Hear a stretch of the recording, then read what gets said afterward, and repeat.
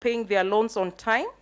However, despite this improvement, as I had said earlier, the PAR is still below the target, is still above the target of 5%. And there are two tables down there. And ideally, this is just an analysis of the loan portfolio in 2023. And this has also been highlighted in the chairman's report. So you can see the importance of this. There's something called loan provisioning. So loan provisioning means the regulator is saying that we should anticipate if someone has paid their loan, is not paying their loan on time, we should set aside money and anticipate that there will be a loss. So e-pesa that we are putting aside is the money we are supposed to be distributing to members. So ideally, if you look at this, it was well explained by the chairman's report. You can see the performing loans. So we have two sections there. There's the total loan, the loan book, and then we have the restructured loans. So we have the loans, and those which were restructured have been separated. So we have analyzed them separately. And you can see, if I just look at the percentages on the third column, you can see the percentage of loans that are performing in 2023 is 70%. So ideally, the chairman had given the number of days. So these are 70% of the loans are actually being paid on time, which is good. So, but still the regulator requires us to provide a 1% of that, which comes to the 2.5 million. If you look at the watch category, the substandard, doubtful, and the loss, you can see the percentage of the loan book is reducing. So watch category, which we have 30, I think it's 30 to 60 days. So we have that as 18%, substandard 9%, doubtful is that percentage-wise is 0 point something, and then loss we have 3%. And then when you look at this, the restructured loans, we have the same percentages there. Now, the importance of looking at this data is to see that if the regulator tells us to provide in full, to provide a full provisioning, ideally we are saying that 23.6 million plus the 5 million, the regulator is telling you put that money aside and provide for, you anticipate that some loans will not be paid. So the loans risk classification has significantly improved in 2023 compared to 2022 with 66% of the loan book. So now this has been, we've combined the restructured and the other loans, and the total performing loans of the entire portfolio in 2023 is 66%. So 66% of the loan book has been classified as performing, which is a significant improvement from 2022. If you go back and look at our 2022 report, we had this data there, and the numbers were not looking very good. Performing was only 33%, but now that has improved. In 2022, where it was 37%, sorry, of the loan book was classified as performing. So when you look at the data there comparatively, you can see the performing loans have improved from 37% of the total loan book to 66%. And then we have the watch category has, we have 18%. Previously, we had 33%. Substandard loans, we are at 13% compared to 26%. Doubtful from 1% to 0. Loss from 3% to 0. And you can see the loan provisioning that would have been effected if the regulator made us to provide in full would have been 29,125, 448 million, compared to last year where it was even higher at 38.9 million.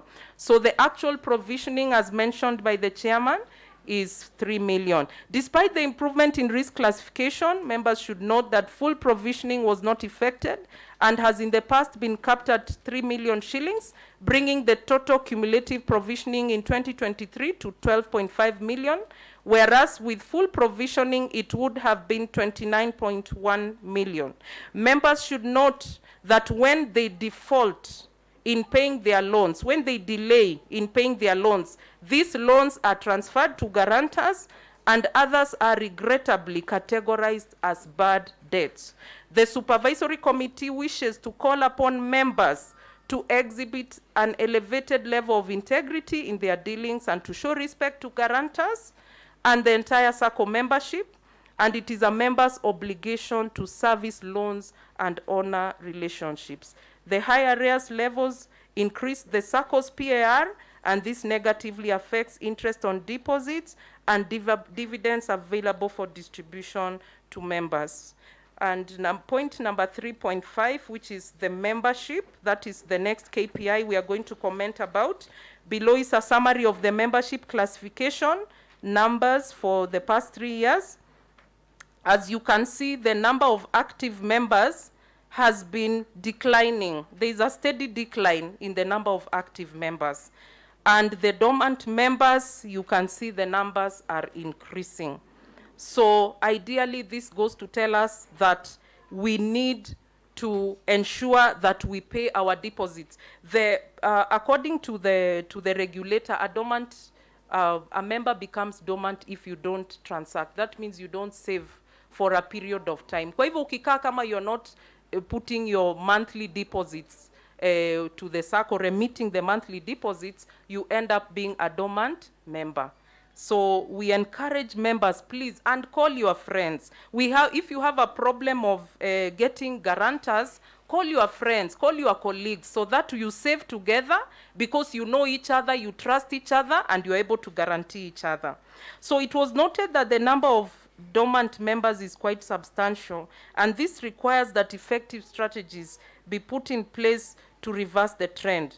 The SACCO recruited 285 new members in the period under review, while 35 members left, which is translating to a net increase of 250 members, which is 55% of the target number of 456 members annually. So these targets can be found in the strategic plan, and the plan has set out that the SACCO should adopt bringing in new members, a minimum of 456 members. And this task cannot be done by the marketing officer alone. It is us who are benefiting from these products to go and tell others so that they can come and join the SACCO. Recommendations proposed by the Supervisory Committee to the board include the following to the board and members. The SACCO should consider introducing new incentives for members to enhance the SACCO's attractiveness, organize member visits to stimulate members' engagement,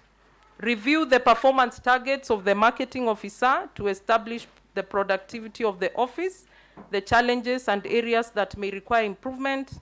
Member retention mechanism need to be continually enhanced to forestall members from leaving. And please, before you give up on the SACCO and you want to leave, come we sit together, come we reason together.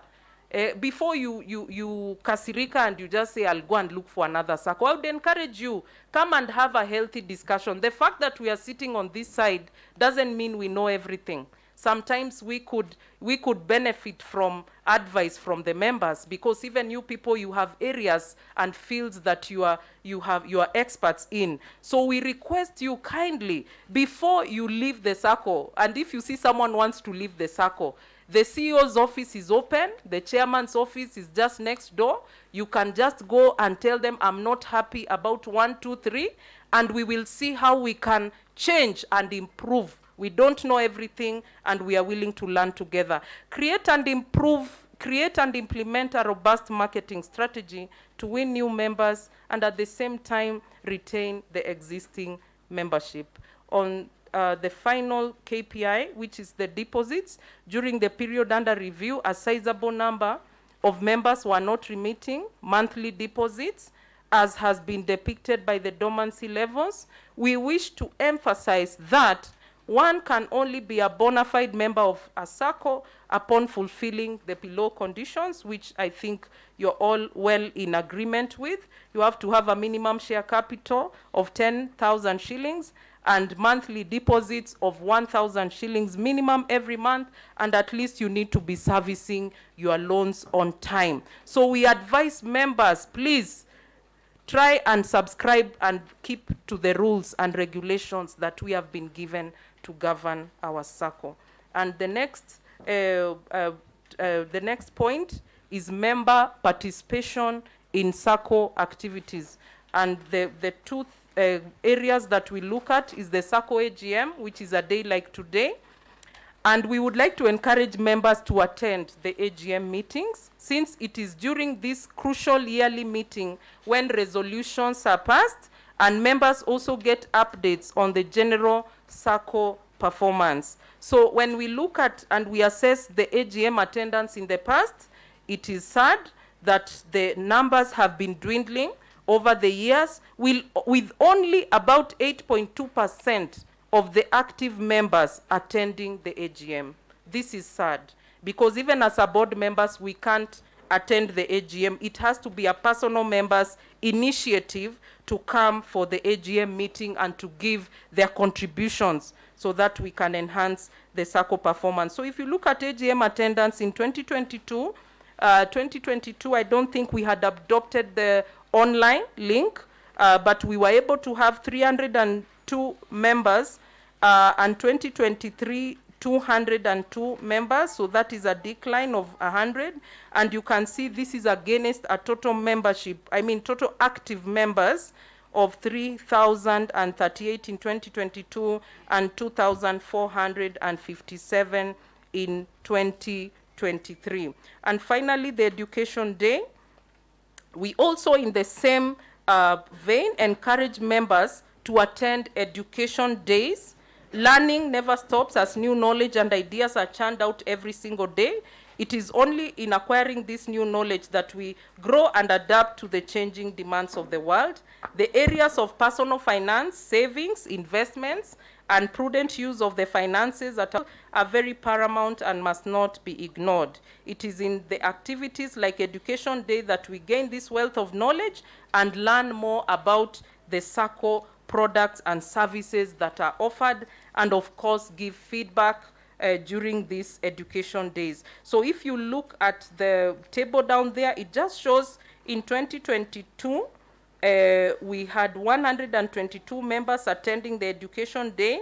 In 2023, this was improved because there was a virtual platform that was provided, and we had 748 members attending virtually and 146 members attending physically. And even as I hand back the report to the chairman for winding up, I'd just like to thank everyone for this opportunity, and I hope that today we are going to have very positive and meaningful discussions. Thank you very much. Members on the governance, risk, and compliance. The good governance of any organization is very essential and to achieve of its goal and objectives. The Supervisory Committee wishes to recognize effort by the board and the management that have conducted the business of the SACCO within the rules and the regulations of the Cooperative Act, the SACCO bylaws, and the provision of the SACCO Regulatory Authority. The Supervisory Committee reviewed the SACCO's compliance to the regulatory guidelines, Anti-Money Laundering, Data Protection Act, and claimed Financial Asset Authority. The Society complied with all the pertinent statutory requirements for the year 2023. There has been a positive humorous interaction between the board and the management and the Supervisory Committee, guided by the objective of upholding the mission of the SACCO, and this has been observed by the board's adoption of the committee's recommendation as highlighted in our reports. However, it is of a concern that few members apply to be considered for the SACCO leadership position when they fall vacant, both at supervisory and even at the board level, making the process less competitive. The leadership and governance of the Sacco is critical, and the importance of the new blood and ideas to the Sacco cannot be overemphasized. We therefore encourage more members to get involved in the election processes when vacancies arise, to have a chance to contribute positively to the growth of the Sacco. 6.0 is Sacco Future Outlook. The outlook of our Sacco is positive. A collaborative effort is needed from the members, the staff, the management, and the board to ensure that the Sacco fosters a growth trajectory. We reiterate that the automation of the loans on the online portal and the Dhamini Sacco app is a big win for the Sacco that all members should take advantage of.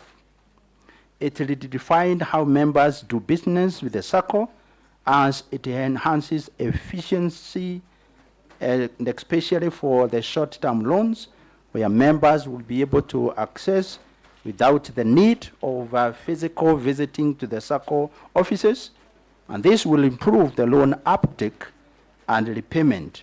Hence, there will be a positive expansion to the overall revenues. And finally, members, in conclusion, the year 2023 saw a satisfactory performance looking at the key performance indicators of the Sacco. We, however, would wish to call upon the board and the management to go out of their way to reinforce those areas that require improvement for better performance, and therefore in the future to get good returns. We also encourage all members, and especially those without loans, to take up loans, as loan uptake immensely contributes to the revenue of the Sacco and hence better returns to the members. For those with loans, remember to pay up your loans on time to avoid loan delinquencies that adversely also affect the members' return. To the dormant members, we must consider reactivating our accounts so that full Sacco membership pulls together for the success and the benefit of the Sacco. And on that note, we are worried about the high number of those who are dormant, as it has been indicated those who are active against a total membership of around 6,000, having a total of who are active around 2,000 is a worrying trend. We must all strive to build trust. The success of our Sacco is dependent with diligence and without any reservations. Therefore, as we come to the end of our report, we say thank you, members, for giving us an opportunity to serve you. May God bless you all. May God bless our Dhamini Sacco. This report was compiled by the Supervisory Committee, Reverend Dishan Gadhome, the Chair, Simon Oruka, Secretary, Elizabeth Tama, the Member. And therefore, I wish to table this report, the annual report, beginning on 1st January 2023 to the 1st of December 2023, and we present this report on this date, 16th March, the year of the Lord 2024. Thank you, members, for listening to us. Asanteni. Let's appreciate them better. Please give them another hand clap for the great work and the report. And so we want a proposer that we receive that report and a seconder. Any proposer? Yes, there's a hand behind there. Your name and membership number? Dixon Oruko, 408. Dixon Oruko, 408. 408. Thank you. Seconder? No, we need a lady surely. Ladies. There's a lady here. Just shout your name. Purity Nyandia, 2065. Before I welcome the chair to be able to receive all the feedback from you for both reports, allow me quickly to just make a few announcements to those who came late. The place for rest, pale pa kusimama ama kujisaidia ama kupiga simu, how you call it in your language, ni pale. Utapita tu hapo nyuma hivi, uende urefresh, uoshe uso, rudi. Ama upite hapa nyuma hivi, hapa hivi, uingie huko. Asante sana. La pili, please mtapigia makofi the oldest member in age, Eric Joel Olekuyo. Or Masai, sawa? Mrs. Yesu. Older than you, all the way from Kajiado. Elizabeth. That is a commercial break. Elizabeth Tama. Do you remember that old man? Awayalai. Unakumbuka edito huyo? Ha? Unamjua eh? Si ulimbeba mara nyingi sana. Ninamjua yeye sana. Bas. Hata pengine hata yeye ananijua zaidi. Kabisa. Angekosaje? Ningereport kwa babake. Thank you very much. Asante Ashole. Mimi nasalamia Sacco kusema hamjambo. Bwana asifiwe.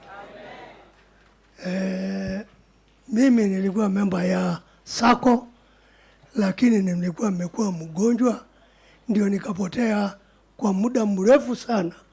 Lakini wakati nimekuwa, Mungu ameniinua.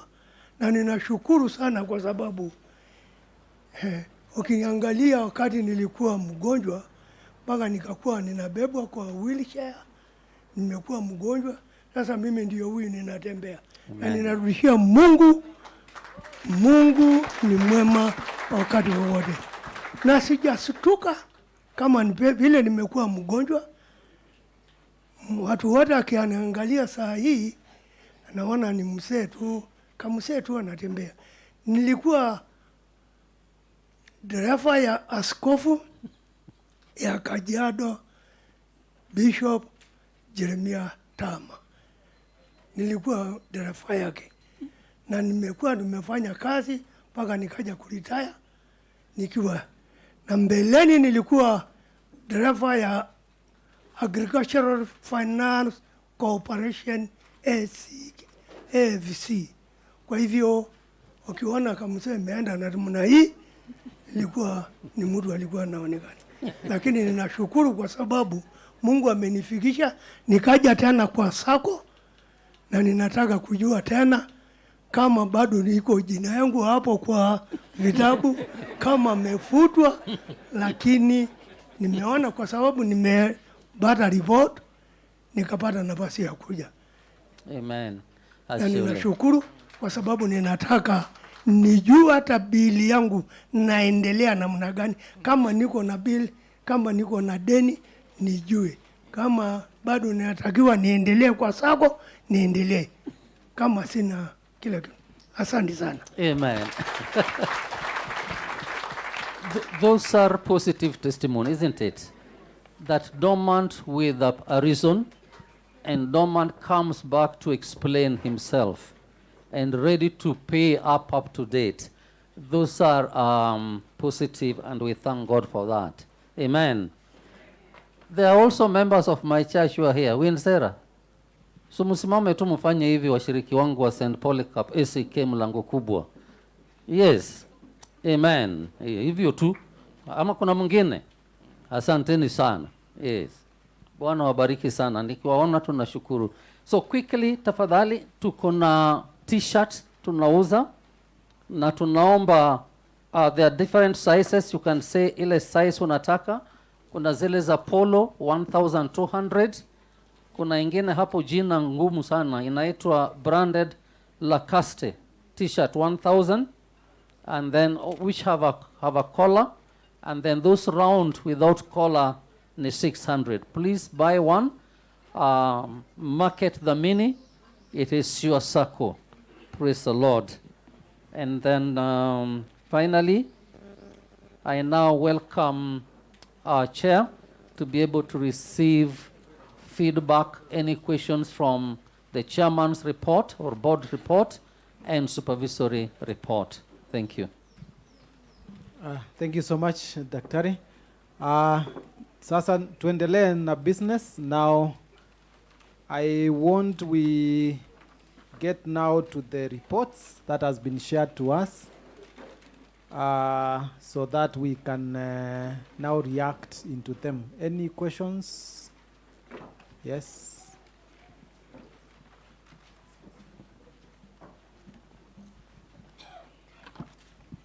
Good afternoon, members.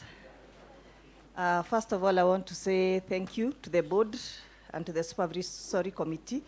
They are doing a good job. When we came in, we were given key holders. That is a plus.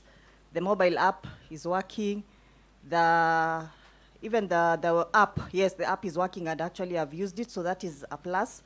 And I can confidently say that the outlook of the Sacco is bright, just like the supervisory committee have said. We have been getting regular updates, especially the private members. We are at least aware of what is happening because of the SMSs that we get. That is a plus. I have a question on the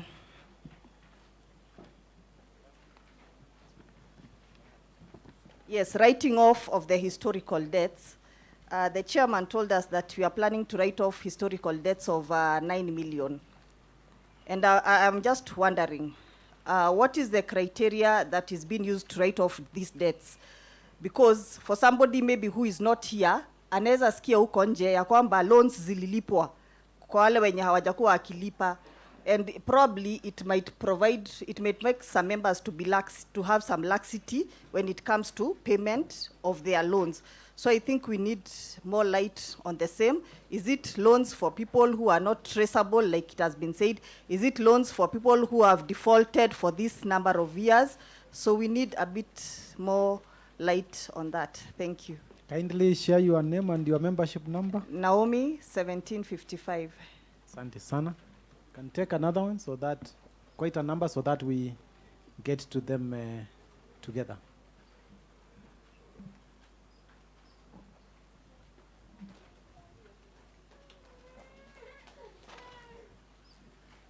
Any reactions, questions? And thank you for the compliments, and indeed the app is working.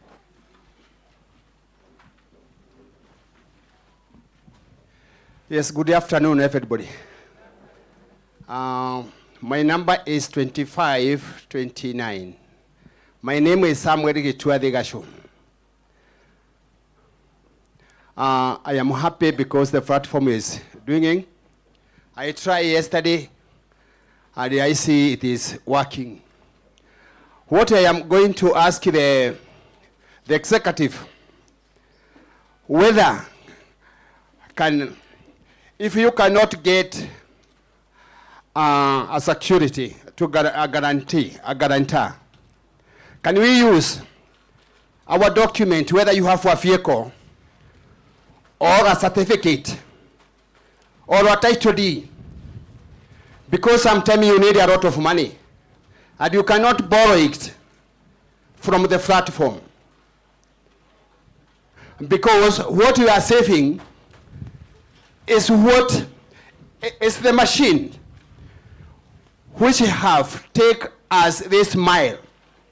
Now if you come to borrow, that vehicle is not qualified, and that vehicle is the one supporting you.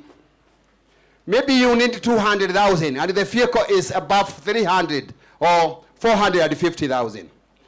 And because the vehicle is old, you say you cannot take the vehicle because it's more than 8 years. And this certificate of the land is at home. The wrong book of the vehicle you have You can do the search. You take the vehicle to the farrier, and it is qualified. Whether you can get maybe a half of the valuation of that vehicle or a quarter of that vehicle, instead of getting a guarantor who will run away like the money you are going to waste. Those are people who are there. If they get the money, if you had hold the document of somebody, that money would not be waived, isn't? That is my questions. Okay. Thank you so much. Thank you. And I would like also to ask, I am in the Odero, ACK Treaty, Modowa. I would like to know whether we have those church members here so that we can know each other. Because as we sat here, it is very hard to get somebody and we are not working. We are also in the Juakari sector. We are hustling. So it is very hard to come on the meeting and you get somebody to guarantee you. Because you don't know each other. But if you are working together or you are going to the church together, that is where maybe you can get a guarantor. Thank you so much. Sandy Sana. Thank you. Any other question? I want to take another one so that we can now, yes. Yeah, at least now, Daktari is happy. The ladies are talking. Okay. Hi, everyone. My name is Ruth Carol Omondi, membership number 3922. My question is on the app. Is it also, this is to the IT team, is it also available on iOS so that everyone gets a chance to interact with it? Yeah. Okay, I think I need, we begin from there, and I'll ask Victor is the IT. Kindly tell, briefly, answer that question. Secondly, you just take 1 minute, take members how they can get into the app so that we are all in one page. Good afternoon. My name is Victor Ombua. I serve members under the ICT department. So I would like to answer that one question. Currently, we have the app running on Android, but the people on iPhone are catered for by the USSD. So with the USSD, you'll just dial *720#, register. First of all, you have to register. If you're on Android, you're going to install the application, but now you have a dual benefit. That means you can use the application and also run on the USSD. We are working on the iOS version and the desktop version as well. So at least you have a solution. With the *720#, you are able to access the loan, the grantorship information, the statements at the comfort of your phone. Yes. About the explanation about their loan,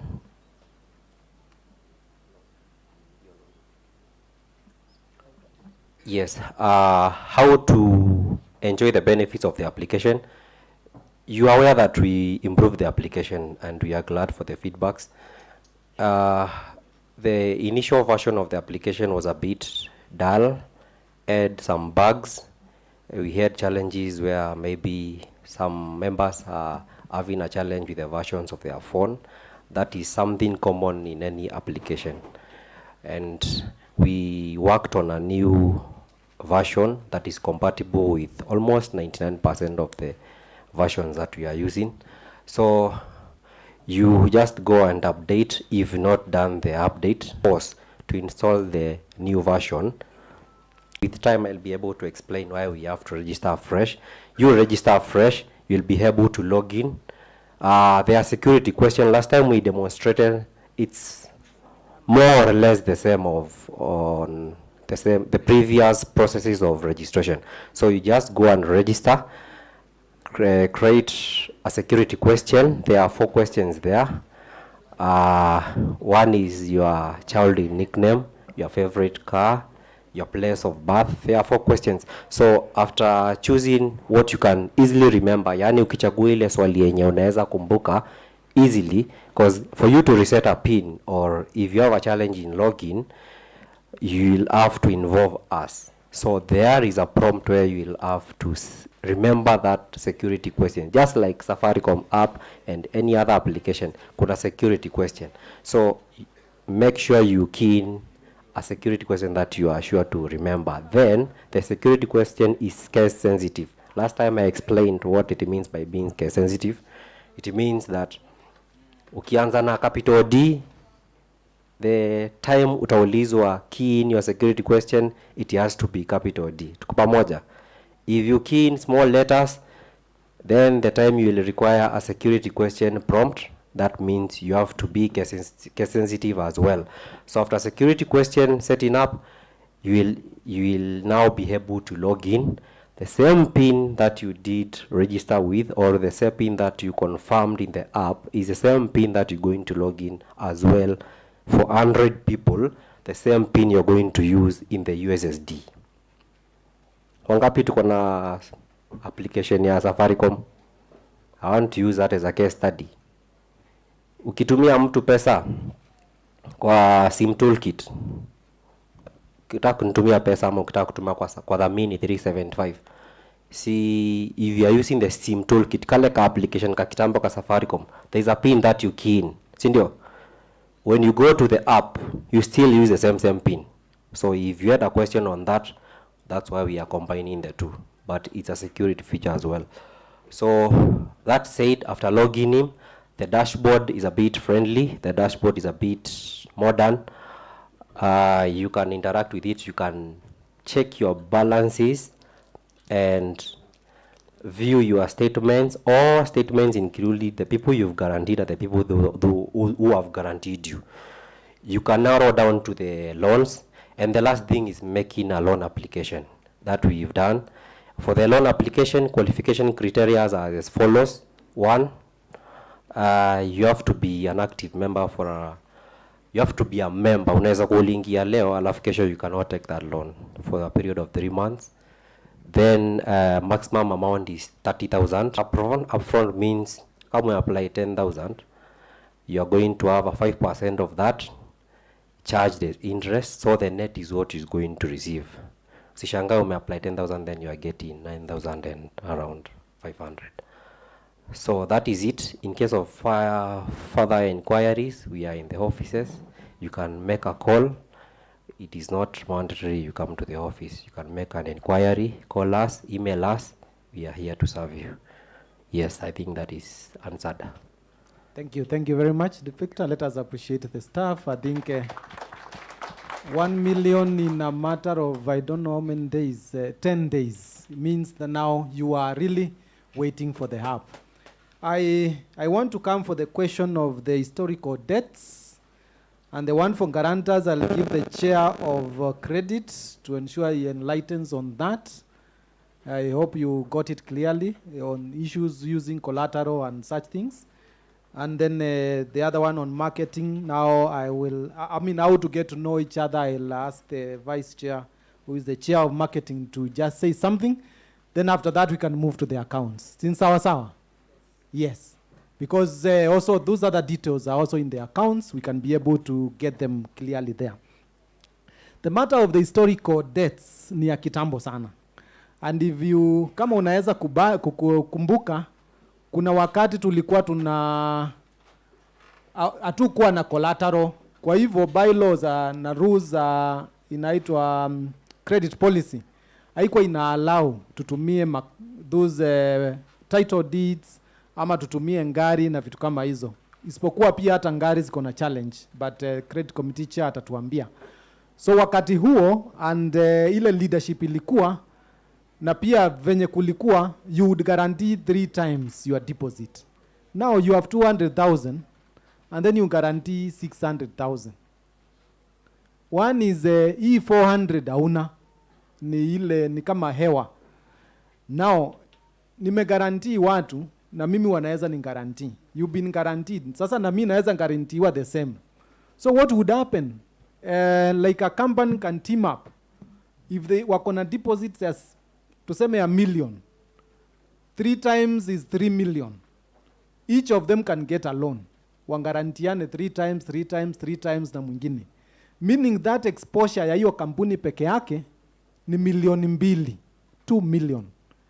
So now, like for one company which was owned by one who was a member of the board then, sijui Dan ameenda nani anaweza tuambie ilikuwa inaitwaje I can't remember the company, but I can remember the names as Singurus. It was like ni kama tu kuchukua na kuhakikisha hatutalipa, and then after that the company went down, the membership mkienda kuchukua mnapata the deposit haziwezekani. Then these people furnished, and that's why tulikuja pia kwa board ikakuwa now you must be done vetting. Lazima upitie kwa vetting, ile iko na lawyer, ile iko na cooperative or officer, iko na watu wengine including our auditors. Ndio ujulikane kiini yako na asa wewe ni nani at the background. So is I mean very sorry to say some of the things we are writing off now is because of a mismanagement of a board at Tuesdays. The office have tried to follow quite a number of them. Wengine, unajua karma ingine pia, you know, nature na Mungu pia halali. Wengine walikufa, wengine walipoteza makazi, wakaenda. But as at now, there is no way we are able. We have involved the default, auctioneers, and they are not able to be gotten as at now. But what we are saying is, even if we write off, those documents are still with the SACCO. One thing we are done is, and the ICT, they promised us that all those ID numbers have been flagged in our system, that they can never rejoin as clean people. As they rejoin, wanaambiwa there was this debt which was not paid. So they need to be refollowed again. But even as we do this, we need to clean our books. But at the back of it, the recovery team are also following on them. So kuna wawili saa hii wanalipa. Hiyo walikuwa ni shule ingine, walienda shule kuna shule ilikuwa inaitwa Green Cottage, lakini ikarudi tena. There is a member who was in that category, and the person who is doing the recovery told us that they were able to relocate that person again, and they have started paying.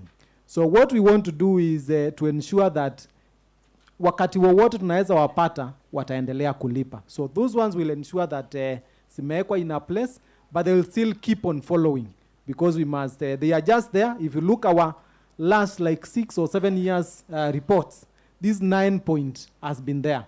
Ikilipa inalipa tu kidogo kama 100 ile wanapata na share capital, but hiyo share capital yao we still intend to net off, so that sasa mtu alienda na pesa, share capital bado tunashare na yeye, dividends. So it will be part of what will net off this amount, na tuhakikishe we have written it off. So I believe that is clear. In case there is any other question on that, we can actively answer. But believe you me, we are taking all the necessary precautions, especially now.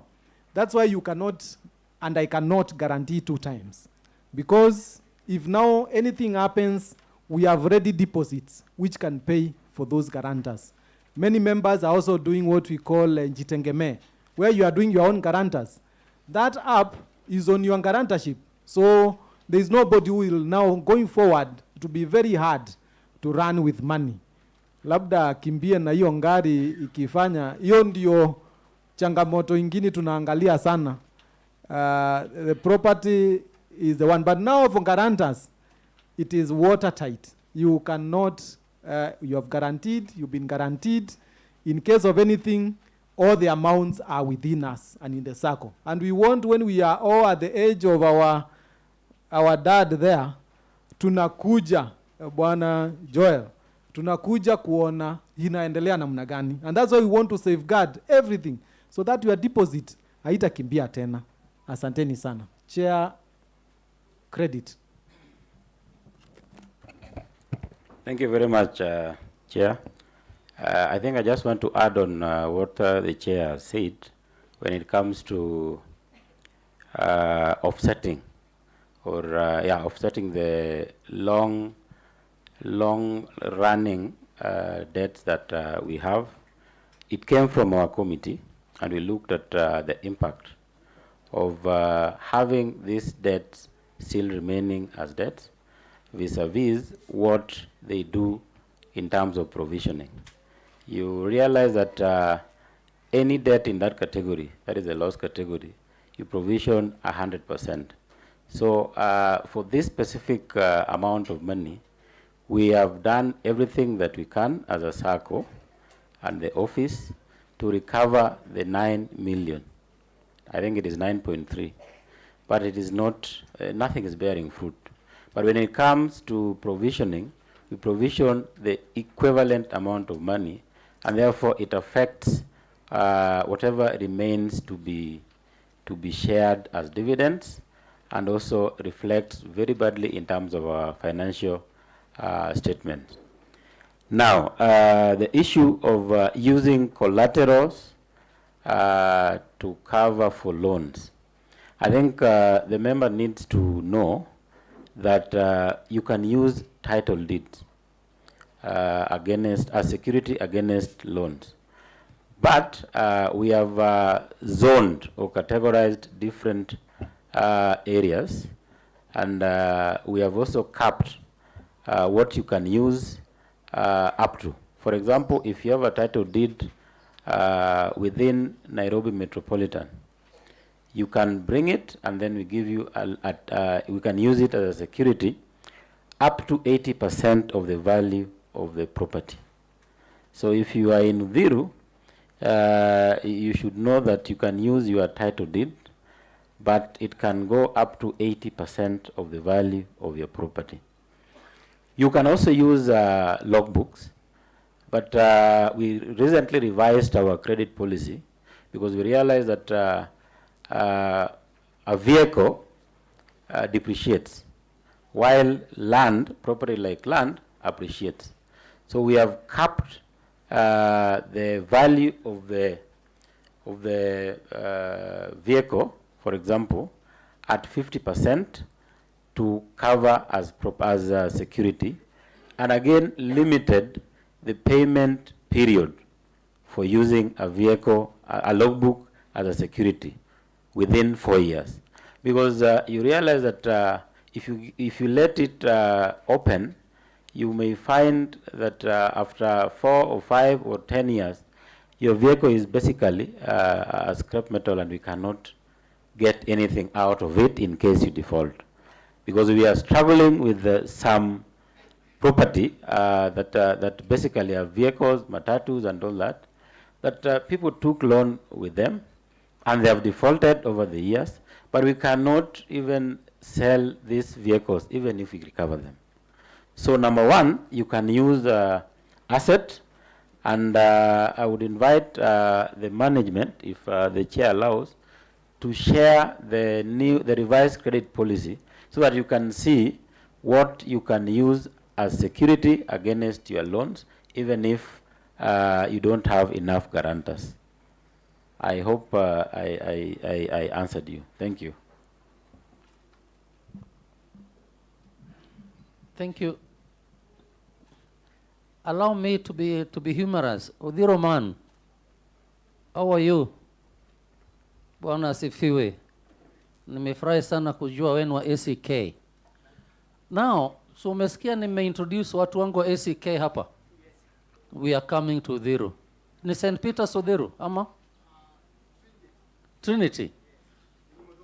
Boniface. Mama, chukue namba yake. Tunakuja marketing, eh? Tupate watu wa hiyo kanisa waingie sako, utapata guarantors. Sorted. Thank you very much. Yes, let's appreciate. It's good. I think tunasema kama kitu ni mzuri, kama vile umekuja, hakikisha your neighborhoods wako. One is watakugarantii, utawagarantii. Now those things will be done. And in case you are in a place where you want marketing to be done, even now wengine, wenye si wa Udhiro, sasa wale wengine, kindly get in touch with that marketing team and they will do that.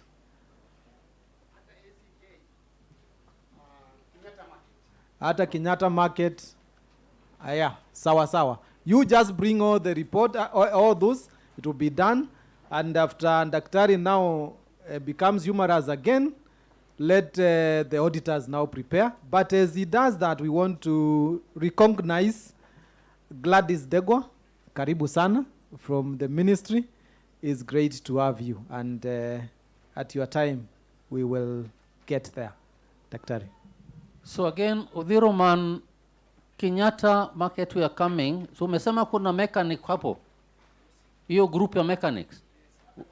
Hata kwa church. We are coming. Yes, we are coming. Great. Now we want to go to the next agenda, which is to receive the audited accounts. And this docket mostly lies with the treasurer. And I would ask the treasurer to invite, with the CEO, to invite the auditors, so that if there is anything he may need to make as an upfront, he does. And then after that, the auditors can pick it up from there. Thank you. Thank you so much, Chairman. Members, karibuni sana. I think it is now time we go through our account, the audited accounts that you already received. And before I invite the auditors, a few comments about what we have gone through. And I start by thanking our auditors, the Henry Smith and Wilson, who are there, represented by Mr. Dabuki and Michael Kisula. I think since they are coming on board, we have seen a lot of improvement.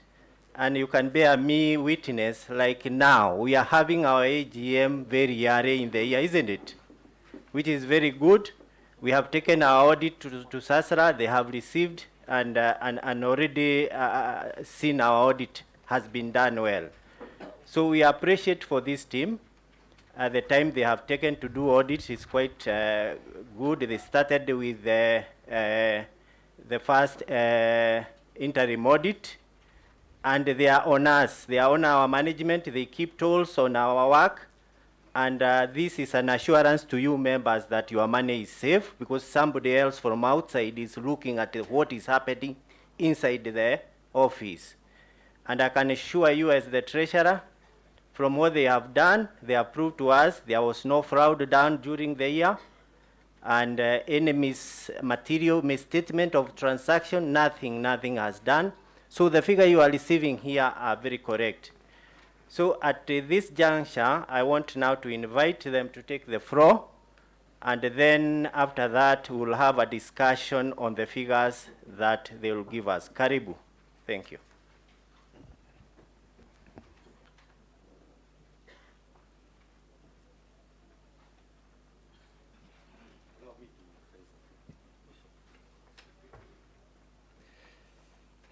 Good afternoon, members.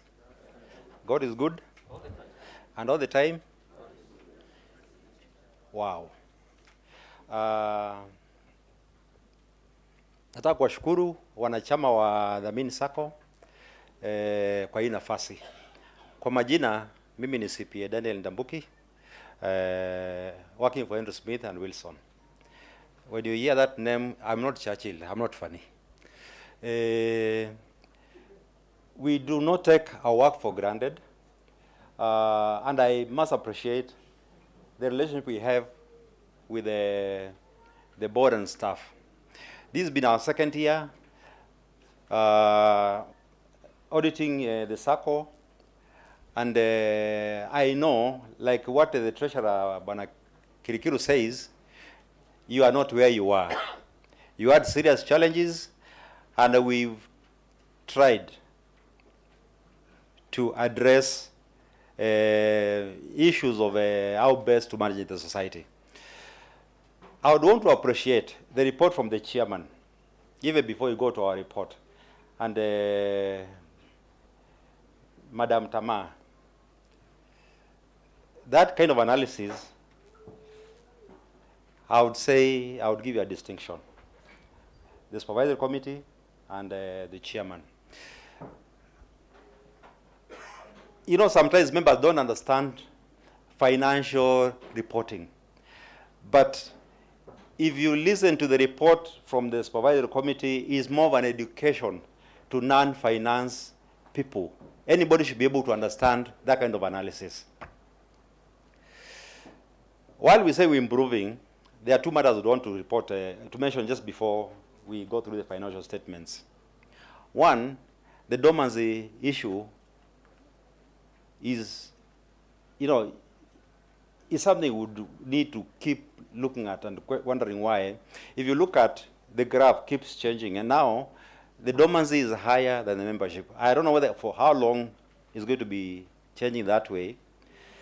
We need to find out why that dormancy is so high, and if we can bring these people back. The other thing I would want to mention is the PAR. I have been to many societies, AGMs and audits, and the PAR here is a bit worrying. And I remember, these are faith-based SACCO, sindio? Tuko na reverends na chairman na wengine wengi. Sijui kama ni Wakristo hawapendi kulipa madeni. Sitaki kusema hivyo. But it's very interesting why Christians are borrowing money and refusing to pay. Si ni mzuri kulipa? Tafadhalini tuhubirie wanachama wenzetu, wakichukua mikopo wafanye nini? Walipe. Because it's very painful nichukue milioni moja niende nikule na familia yangu, bibi yangu na watoto wangu, alafu bwana mweke ndiye anakuja kunilipia. It's very painful. I don't take a lot of time. I think at this juncture, let me invite my colleague, CPA Michael Kisula. I'll peleke through the financial statements and the audit report. As it comes, I want to state, we've not come across anything that would, would worry us in terms of your operations. Karibu bwana Michael.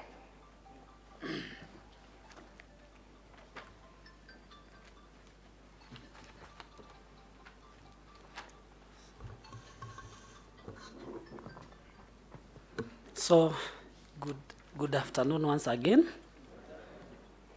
Good afternoon. I know you've taken quite some time, and I'm happy that you've been patient enough.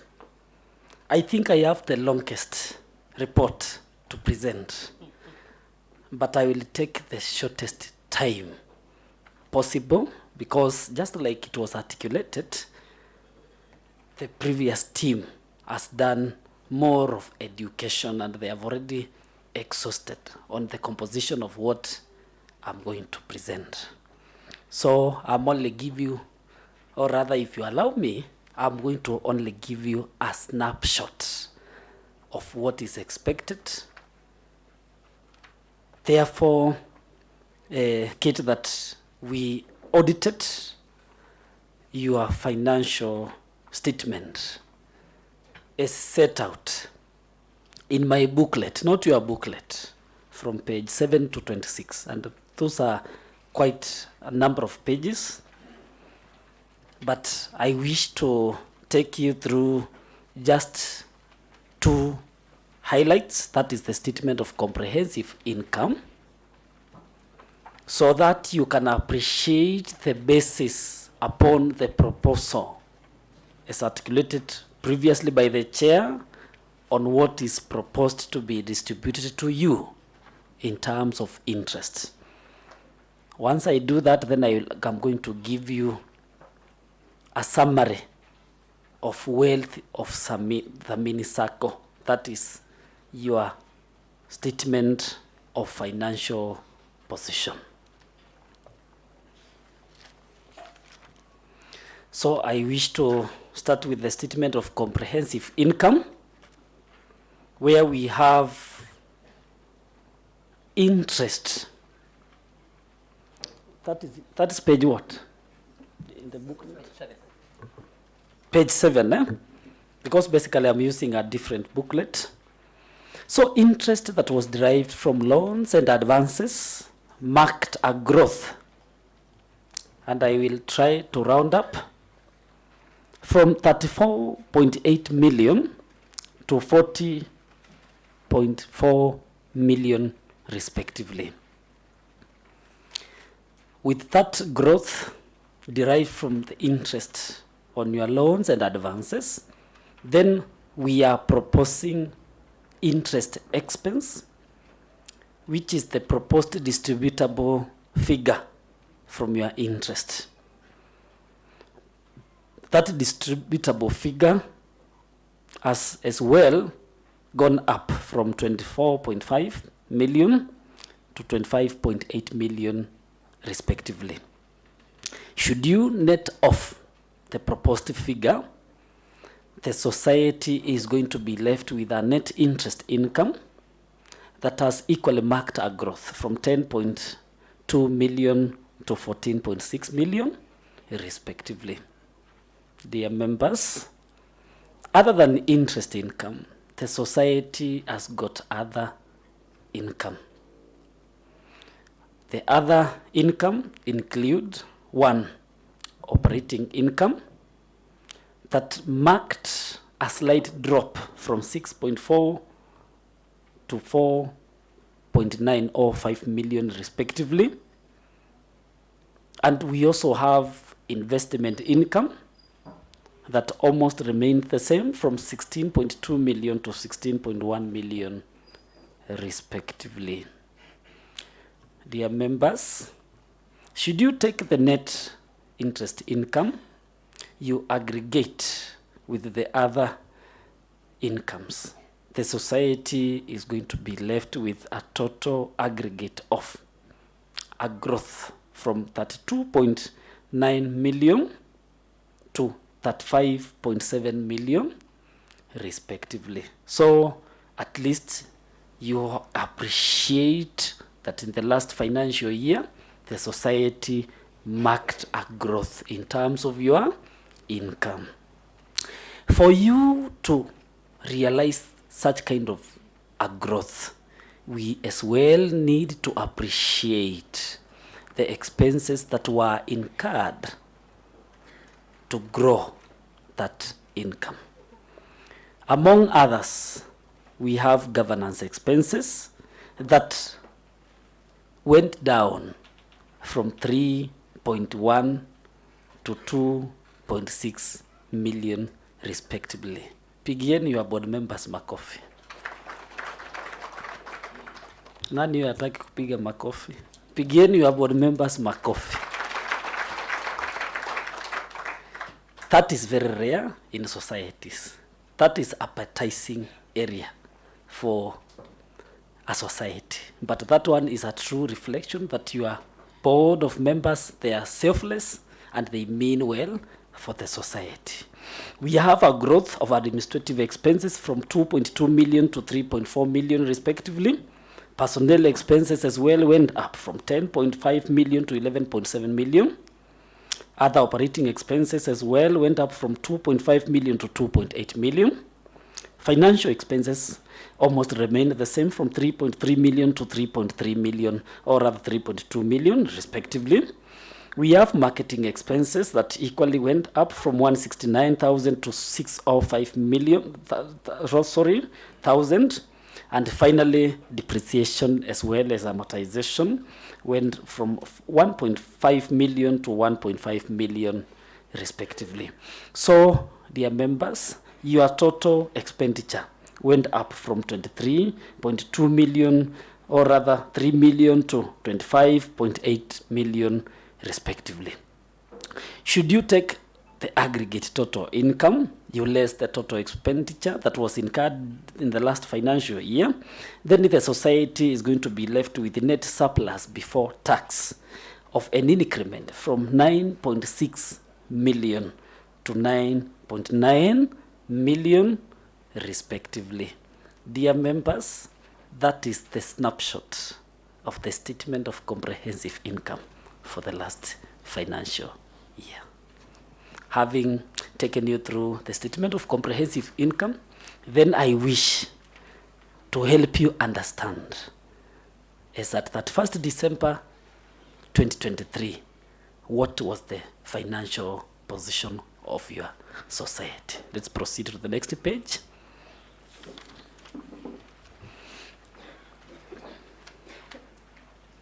Well, statement of financial position as at 31st December 2023 is as follows. Your total assets has marked a growth from 537.5 million to 573.5 million respectively. I think that is a growth of more than 25 million, and it is quite commendable. These are the compositions of that assets that we are saying. Among others, we have cash and cash equivalent that has moved from 8.3 million to 10.9 million respectively. We have receivables and prepayments that has equally moved from 30.2 million to 32.2 million respectively. We did away with that item of inventory. We have your core business, loans and advances. And we really appreciate members for this, because we have seen a growth from 325.3 million to 385 million respectively. Si hata nyinyi mujipigie makofi. Kuna watu hawataki hata kujiappreciate. Jipigieni makofi. Therefore, we also have financial assets that has moved from 169.0 million to 140.4 million. We have property, plant and equipment that has moved from 1.1 million to 1.2 million respectively. And finally, intangible assets that has moved from 3.5 million to 3.8 million respectively. That was a summary of the wealth the Dhamini Sacco has. The Dhamini members can claim. And if now we have understood the wealth of the Dhamini, we also need to appreciate what has aided in the growth of that asset, or what has financed your assets. We have two key items that I need you to appreciate that are used to finance your total assets, among others, your liabilities and equity. When we proceed to liabilities, we appreciate that your liability has gone up from 461.5 million to 491.6 million respectively. What are the compositions of these liabilities that we are saying? One, we have trade and other payables that has moved from 19.4 million to 22.3 million respectively. And of importance is member deposits that has grown from 420.2 million to 445.7 million respectively. So it means despite the challenges, the society membership is still growing through the deposit mobilization. Therefore, we have interest on member deposit as part of liability that will move from 16.9 to 18.6, and then a dividend on member shares that is moving from 4.3 to 4.4. And then we have a tax liability that has dropped from 815 to around 697,000 respectively. So that is equally a summary of the liability that were used to finance your total assets. Then the other key financial, they are the equity, whereby we have your total equity has grown from 75.9 million to 81.9 million respectively. with the key composition of your equity, starting with the share capital that has moved from 44.9 million to 48.4 million respectively. Statutory reserve by a virtue of statutory compliance that has moved from 11.7 million to 13.6 million respectively. We have a revaluation reserve that has remained constant of 12 million, and then revenue reserve that has moved from 6.7 million to 7.2 million respectively, and finally capital reserve that has remained the same with a figure of around 218,000. Imagine, that is the snapshot of the statement of financial position for the last financial year. Simnipigie makofi. Therefore, before I leave, then I want to give you our audit opinion in line with the regulation and compliance. Having now taken you through the statement of financial statement as well as other information and explanations, I wish to state that in our opinion, the financial statements give a true and fair view of the state of financial position for the society as at 31st December 2023, and of its financial performance and its cash flow for the year then ended in accordance with IFRS and the requirement of the Sacco Society Act number 14 of 2018. I must state clearly that our basis of opinion in accordance with international standard on auditing, and then we ensured that we were independent of the society in accordance with international ethics standards board for accountants code of ethics for professional accountants. Therefore, I wish to report on other key legal requirements that is required by the Cooperative Society Act Cap 490. We report to you that based on our audit, we have obtained all the information and explanation which to the best of our knowledge and believe were necessary for the purpose of audit. Then in our opinion, proper books of accounts have been kept by the society so far as appears from our examination of those books. Then the society statement of financial position as well as statement of comprehensive income are in agreement with the books of accounts. And then the society is solvent. Mark the word solvent. The society is solvent, and we have every other reason or other reasonable ground to believe that it will remain solvent in the foreseeable future. And finally, nothing that has come to our attention that can cause us to believe that the business has not been conducted in accordance with the provisions of the Sacco Society Act and the Cooperative Society Act. And before I step out, I must give you the assurity that these accounts were signed by an independent auditor, CPA Simon K. Ndegwa, with the practicing license number P of 1173. Asanteni kwa kunisikiza.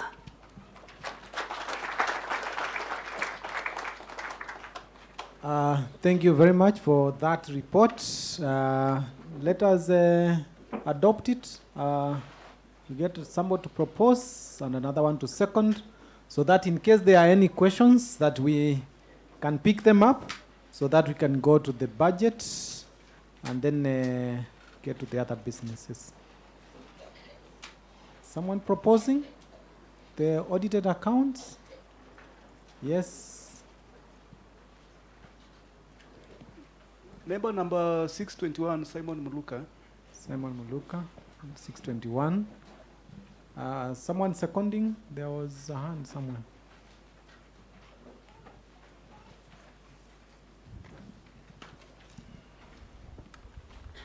My name is Julius Namale, member number 1482. 1482, asante sana. Any questions that we may need to ask the auditors, the finance team? Tuko sawa? Any question on this side? Kuna question hapa katikati? This side, any question? We can get to the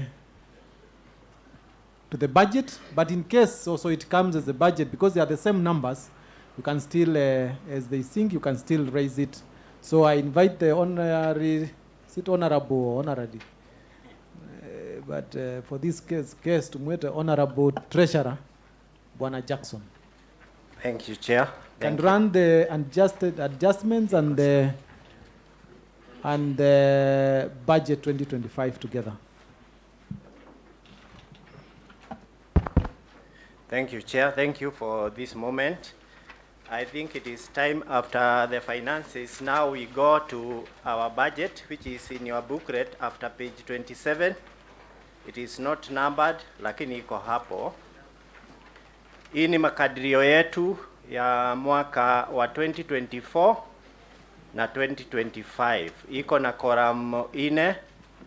Tuko na vile tulikuwa tumekadiria mwaka wa 2023. We are also allowed to make an adjustment for what we had for 2024. That one we are doing because after going through what we are going through, we realize some we may attain, some we may not. And then for our interest today, it is column A and B. That is the revised budget 2024, na the proposed budget 2025. Vile tumesomewa kwa hesabu, our core business is the loan that you take, and I'm very appreciative of all those who have spoken before me because that's what they mentioned. Our core business is to you members, and with that's where we earn interest on, and it is that interest again we share back to you. Na ukirudi kwa hiyo statement of comprehensive income tumesomewa saa hii, ni ya kwamba mkitupatia tupate kama hiyo 40 million, tunawarudishia 25 million kama dividend plus the as interest on your deposit plus 4 million as dividend. That one comprises 75%. So as a SACCO, we are geared to supporting you. So whatever money you give us, we give it back to you in terms of interest and dividend. So from this budget, you can see we had anticipated 2023. The actual that we received was 40 million. Today we are saying we want to revise that one to 53.4 million because of situation that management have clearly shown that is the level we can attain. But we are also saying they must work hard next year, 2025, to give us 56.6 million as interest. That is our core business, and it is the same money we will return to you. If you go to that budget, the one I'm reading, the other page, where you have appropriation, the appropriation, interest on deposit, the one we are paying today is 25.7 million. The one you are told is 6%. Though the budget had said 29 for 2024, we are saying we are adjusting that to this year, this is 2024, to 34.3 million. We are saying if they work hard, we'll be able to give you more than the 6%, 7 to 8 and above. That figure will depend on the number of people we'll be having there, members. And in the following year, we give you more money. So what are we saying from our budget here? That we are giving a target to our management and ourselves to work harder to raise that money. This also now says all of us must play part. What has been mentioned from the chairman's report is that when we take these loans, we must pay on time and be good members, that we are fulfilling all our obligations. If we budget and you don't do that, we don't attain that. That's why we normally come up with a revised budget, because we realize what we had anticipated, we are not able to achieve. That is our key business. Then the others are interest from investment. what we had actual for 2023 was 16.1 million. The one we are proposing to adjust for, now we are saying the revised one, we need to have it at the same figure, 17.4.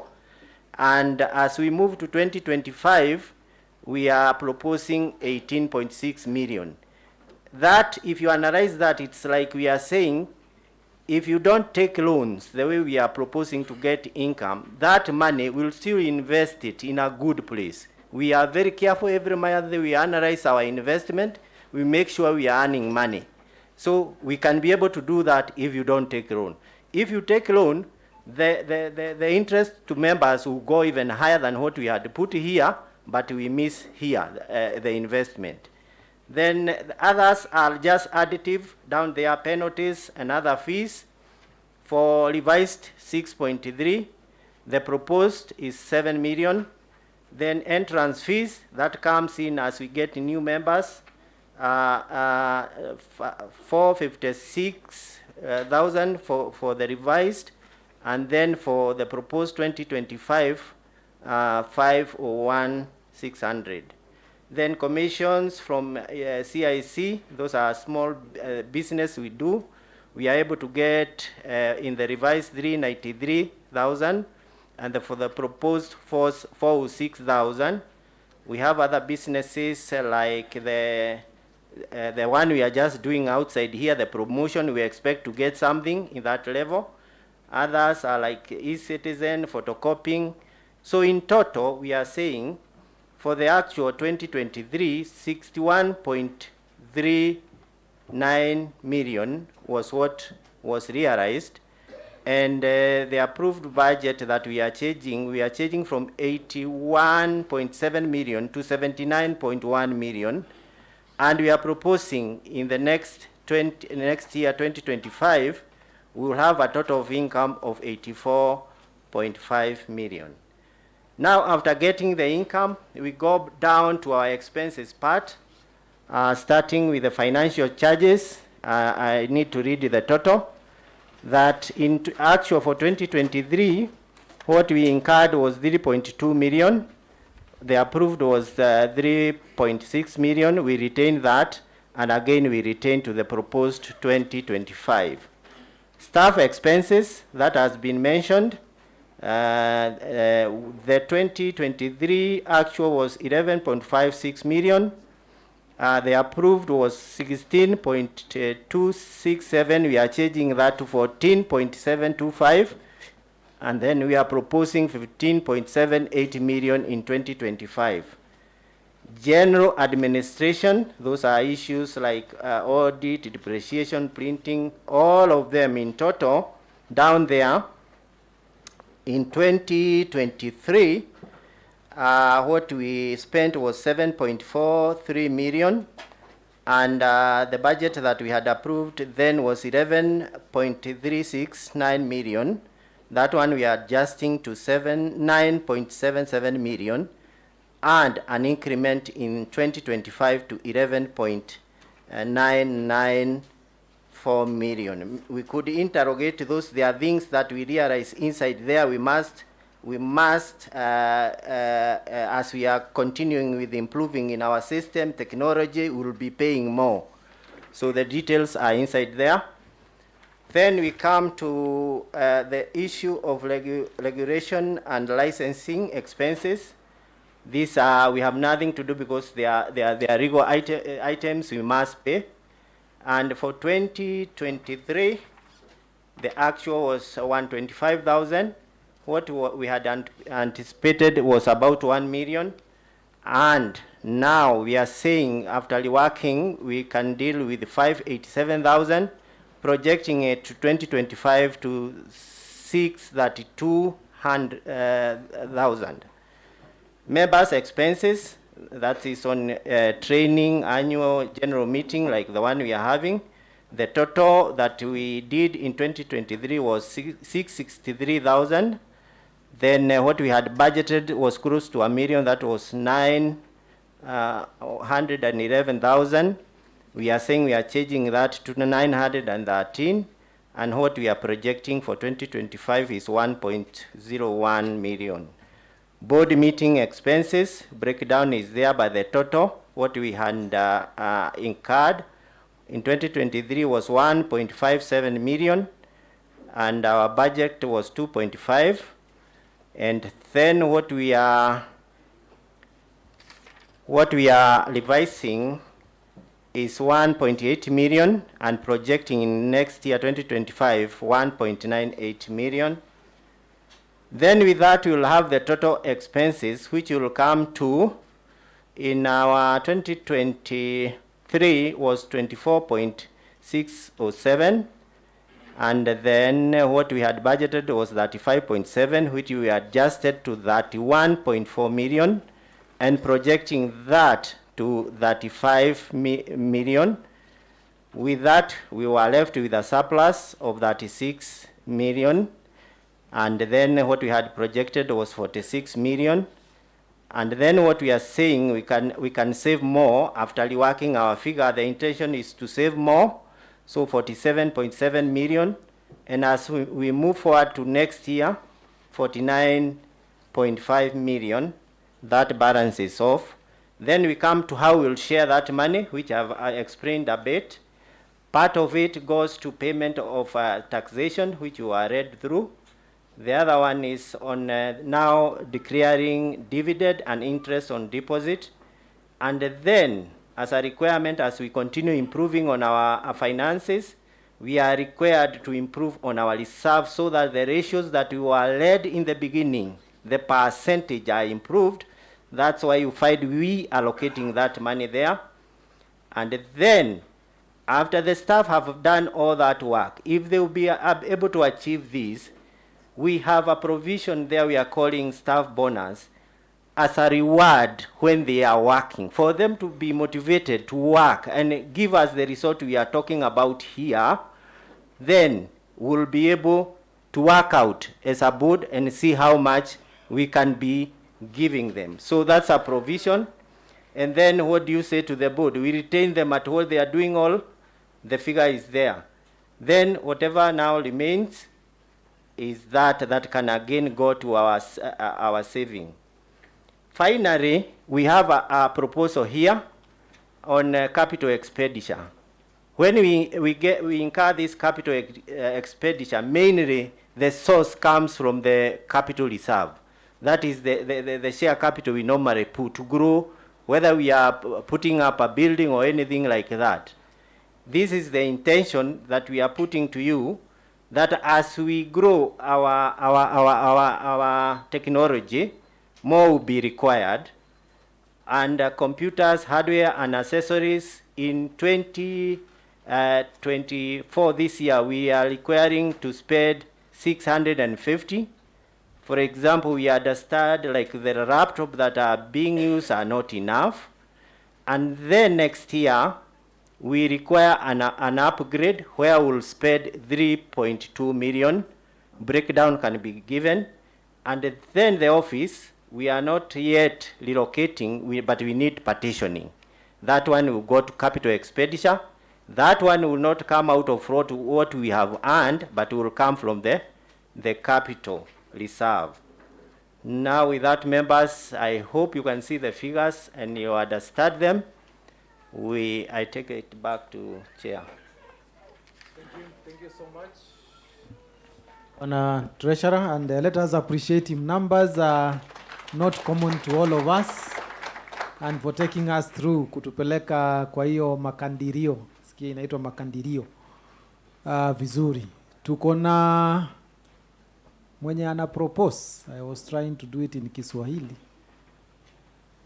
Proposer and seconder so that we can discuss and ask question. We have an hand there, na kuna mkono hapo na ingine mwingine pande hii. Proposer. Yes, my name is Peter Karani. Membership number is 2843. 2343. The other one is there. Oh, okay. Kulikuwa na mkono pande, nilikuwa nafikiri uko na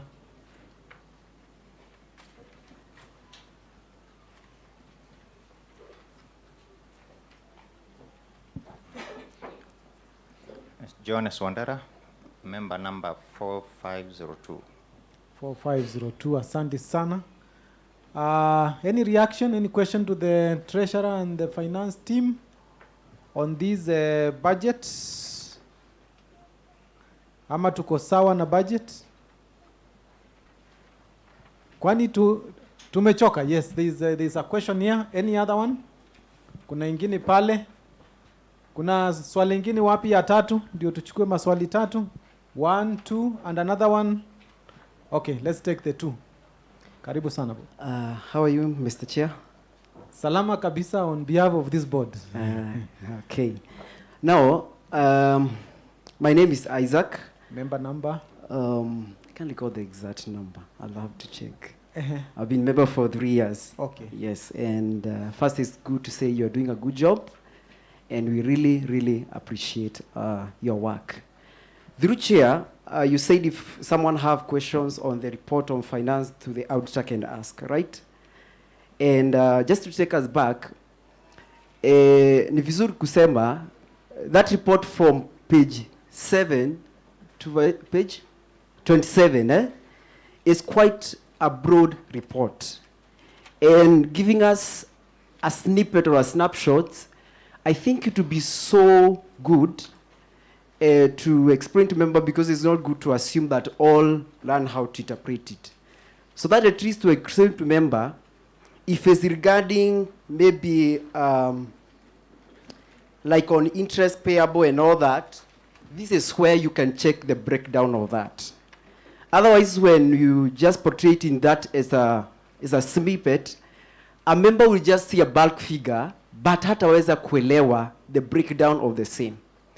So through you, Chair, into our auditor, even if the report is so broad, I'll beg if the auditor can be given, even if it's few minutes, at least to remember, if you want to know information regarding this, this is where you go. Otherwise, we'll be able also to understand that. And let me ask a questions here which I really found and I thought of asking. Like on trade payable, if you go to page 23, there is the questions I wanted to ask. If members are there, if you check like trade payable, CRB fee payable, you realize that in 2022 it was negative 15, and 2023 it shoot to 150,000 in 1 year. So, all right, okay. Thank you for that corrections. So I want to ask to understand what really brought about that shoot from negative 15 all the way to 150,000. That's one question. The other questions is that there are recommendations that you recommended pale ukianza. I wanted to know, are they captured in this report or will they be implemented later?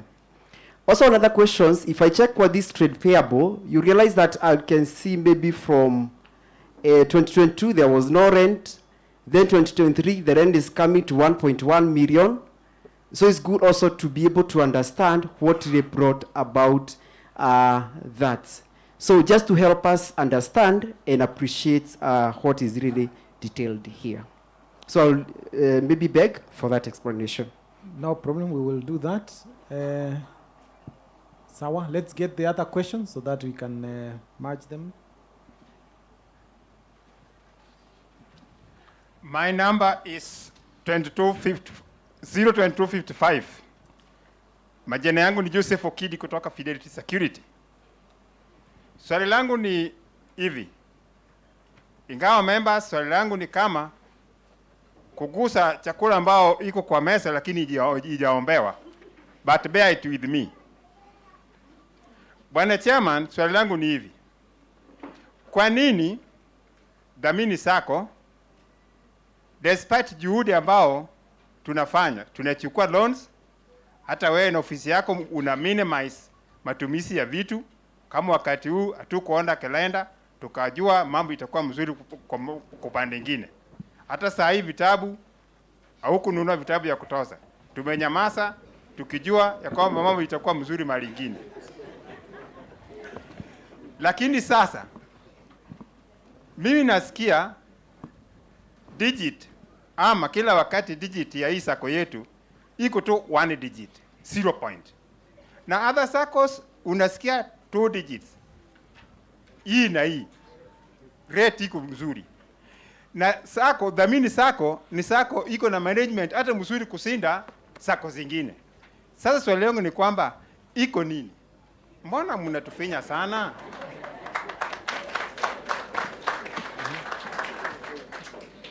Swali lingine ama neno lingine la kunena.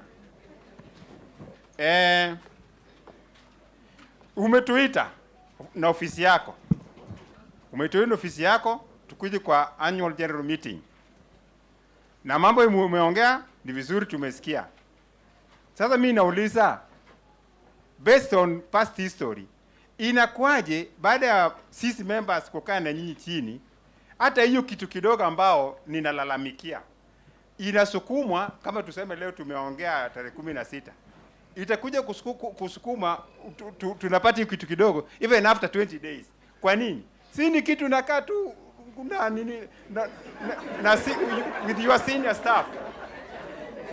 Staff yako kapo kwa Dhamini, senior staffs, watu kama Ben, watu kama Emily, watakusaidia haraka. Alafu hii kitu inakuwa haraka after 3 days. Members wanapata hiyo kitu kidogo kwa account zao, mambo inaisha. Kwa nini mna prolong? Kwa hivyo nikimalizia wakati huu, tafadhali tunakuomba kwa heshima, hiyo kitu kidogo ambao ninasema inagusa, ingawa chakula haijaombewa, wakati huu toa mapema tafadhali.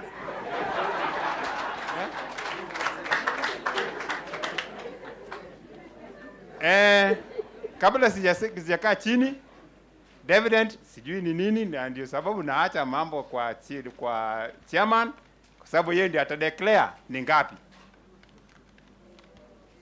Nimemalizia hapo. Asanteni sana. Thank you very much. Nafikiri wacha tuanze na hiyo iko kwa meza ndio iko imeombewa si ndio? I want I think tuanze reverse. Si hiyo. Unajua hata sinyi mkienda hata mimi nitaenda. Lakini si hiyo na staff watabaki. Tuambie tutaipata lini ndio tupate commitment.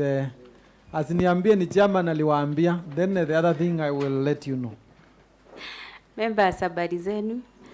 Once chairman amedeclare, si atadeclare leo, Monday kwa simu zenu muangalie. Sisi tuko na register, kila mtu ni nini atapata. On Monday kila mtu aangalie simu yake. Ile tu hakikishe hiyo namba itakuja, ni namba iko sawa. Na usiseme ilikuwa nafuliza sasa next time. Sasa. Thank you very much. Huyo ni CEO amesema, si ndio? Kwa hivyo mkikuja kuuliza nitakuwa nimemuuliza ikikosa kufika Monday. Yes, Now, shida si chairman, shida sio board, shida sio staff. Shida ni sisi Sawa sawa? Wacha nisimame ndio tuonane vizuri. Shida ni sisi wote. Because singoje sasa umeniuliza aje ndio nataka kujibu. Tumesema in our deposit regulator ndio tukue na maximum revenue. Tunafaa kuwa na over what 100% tumepeana kama deposits, ndio? Ile pesa umeleta na mimi nimeleta, tunafaa tukue tumechukua yote na ikiwezekana tumeomba. Na ndio sababu kwa resolution kila mwaka tunasemanga our borrowing powers we want to make limit to 10 million. Hii 10 million ni ya kuhakikisha kama tumechukua loan zote, deposits zote zimeisha na tunawapea na 12%. Tutaenda kutafuta watu wengine wanapeana na 6%. Ndio sababu pia tuendelee kuwapea loan na tuendelee ku make deposit, interest zikuwe juu. Now, hapa ndio nilikuwa nasema ni sisi wote. Tuko 86.4%. Hatujachukua yote. 60 million were not taken. Ilikuwa hapo. Na hiyo ni ya deposit peke yake. In case if this 60 million was taken, interest ingeenda juu. Na kuna orodha kubwa ya watu 700. Okay, kuna wale wamekuja hivi karibuni, lakini ni wengi wa kitambo because wote wako na 27 million. Hawajachukua loan kwa 2023. Hata moja. Sasa ndio nilikuwa nasema ni sisi wote. Najua wewe uko hapa ushachukua loan and you are playing your part. Ndio tunasema tukue collectively pamoja. Number 2, tumekuwa kwa kitu inaitwa portfolio at risk, PAR. At what time do we pay our loans? Watu wale wako sawa kabisa na wajuani na mtu anaitwa Boaz. Nimejua Boaz amesimama zote tukasmile. Si ndio? Ashakupigia simu? Mtaki kunisema lakini najua tumepigiwa simu. Hata mimi amepitia kwangu. That means tuko chini ya 66% of our loan book of 397 million. Kumaanisha kuna watu ni 34% wenye haiko sawa. Alafu tunafanya provision. As we were looking at the finance person anaitwa Charles, alikuwa anatuambia 9 million as we close the year 2023 was unrealized. That is meaning bado mko nayo kwa mifuko yenu, hamjatuletea. So kama ingekuwa hii amount tunawapea ya 25 million tunadistribute kama deposit, tungeongezea labda 9 million. Tuko pamoja? Nataka tuende pamoja tuelewane, ndio tukitoka hapa hii mwaka tuendelee pamoja kujipanga vile tutaendelea. Now I am also a member na sijamuona hapa. I was trying to look ndio nimuone. Naambia Dhamini, nyinyi hii deposit yenu, hii interest yenu ni kidogo, hata tulikuwa hatuja declare vile tuko. Naambia kuna sako ingine vile tumeambiwa na my friend there. Nikamwambia nionyeshe, akaniambia wewe hata Google hapa na usome na uniambie. But the interest rate for school fees was 2% per month on reducing balance. That means it is 24%. The mini is giving you cheap loan at 12%, 1%. Now, we will need to agree, we can raid your pockets in terms of dividends, ndio tuwafurahishe hapa imekuwa 15%, ndio? Lakini, within the year, tumeileta kama interest. We are also trying to balance. And I remember, and there was a committee and a lot of interactions that some levies ikakuja tukasema hapana. Wacha mambo ni magumu to see, because what means is I have 700 people wenye hawajaichukua loan, ndio? Alafu wanataka wale wengine mmechukua loan ni hakikishe nimewacharge sana ndio mupate interest. Tuko pamoja? Kwa hivyo there is a balancing act in it. Na mukitaka tusonge pia hata hii interest kidogo tutaangalia vile itakuwa, tuangalie vitu za administration fee ukichukua loan kidogo usiongeze. Because I want us to compare. Sometimes let us check even those other loans and SACCOs what they are doing. You find kuna quite a number of hidden charges. That is not to say that we are giving the best. That is owning. Hata mimi unajua nitalipwa tu, si ati nitalipwa na ingine, nitalipwa na hii, utalipwa nayo. Hata mimi ningetaka nipewe mingi. Kwa hivyo, one thing that we need to do, sisi wote tukubaliane. Tulipe loans tukichukua. Hiyo itahakikisha 9 million, labda unajua kuna kuanga na mambo kidogo kidogo na hapa, tumeiteremsha to 3 million ama to 4 million. Next time tuteremshe. Next time tuchukue 100%. CPA hapa wanatuambianga hii PAR yenu hatujaiona mahali. Kweli ama uongo? Wanatuambia kuna sekta ingine tunaenda sako kama yetu that we need to improve. So who are to improve? It is ourselves. So hakikisheni tumelipa, and that way I promise that if we do that, actually as it was, we would have gotten more dividends, more interest. But shida iko kwetu, na ndio sababu tunafaa tuko sawa. Si niko sawa kabisa? Kwa hivyo tukue pamoja, tuhakikishe, let us make a deliberate effort kuhakikisha tumelipa, na huko mbele tutapata vizuri. Asanteni sana. Najua kuna mkono iko pale, lakini before ulize na mwingine pale, nilikuwa nataka tujibu ile swali ya audits in terms of CRB fees. Sijua Charles ameenda wapi? Ama CEO. Charles wewe ndio uko na nini? I don't know whether is the who will that is management in terms of that, and also the rent payable. Yes, kindly let us get to know on that. Habari zenyu members. Mahali ambapo ofisi zetu ziko, si tumerent, na kila mwezi ama after every quarter we are required to pay rent.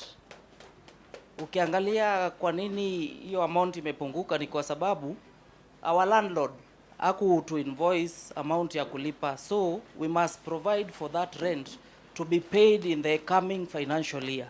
That's why hiyo figure ya rent imeongezeka. Tumeelewana? Because tuko na deni, tumekaa na tujalipa. Sawa sawa? That's why we must set aside some funds to pay for the amount we have stayed in the landlord's building. Sawa sawa? Kwa issue ya CRB, ukikuja ku apply loan, kuna shilingi 100 wewe unakatwa. Ukikata hiyo shilingi 100, CRB nao huwa wanatubill ndio tuweze kuwalipa, because tunaangalia status ya members kwa the CRB portal. So hiyo pesa nye tunawakataga 100 ndio huwa tunaiprovide ya kulipa wakati wale watatudai. Sawa sawa? Sawa sawa. Hii ni kumaanisha si ati ni expense imeenda juu, ni ile amount. This is a balance sheet item, ni amount ilikuwa ijalipwa at the end of the month, lakini sasa imeprovidiwa kwa expenditures, so that we can be able to have proper records of all our expenditures. Ni accrual basis on expenditures. Sini sawa sawa? Good. Yes, 2 more questions and then we can move to the next one. Actually, mine is not a question. It is just a comment. My number is 6798. My name is Walter.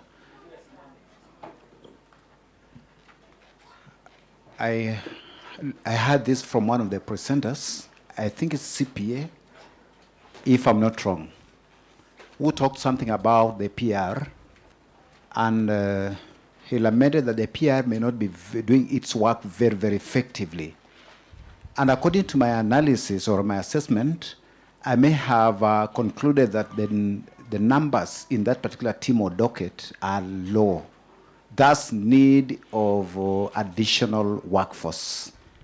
I wanted to propose here, because if you look around, you'll see young people who are educated, who have a skill in the same space, that you consider them for employment. And this one comes very strongly in regard to what you've presented here financially. Actually, we are doing very well financially, and we are growing. Why can't you employ 1 or 2 here right away who have the qualification, so that they beef up that team? And we will want also to see these people, even opening a platform on Facebook and so forth. If you are really contented with the numbers, then tell us. But if you want more numbers, just consider this young man or this young woman, this young man and young woman who has graduated from the university can help us in obtaining more numbers. Thank you.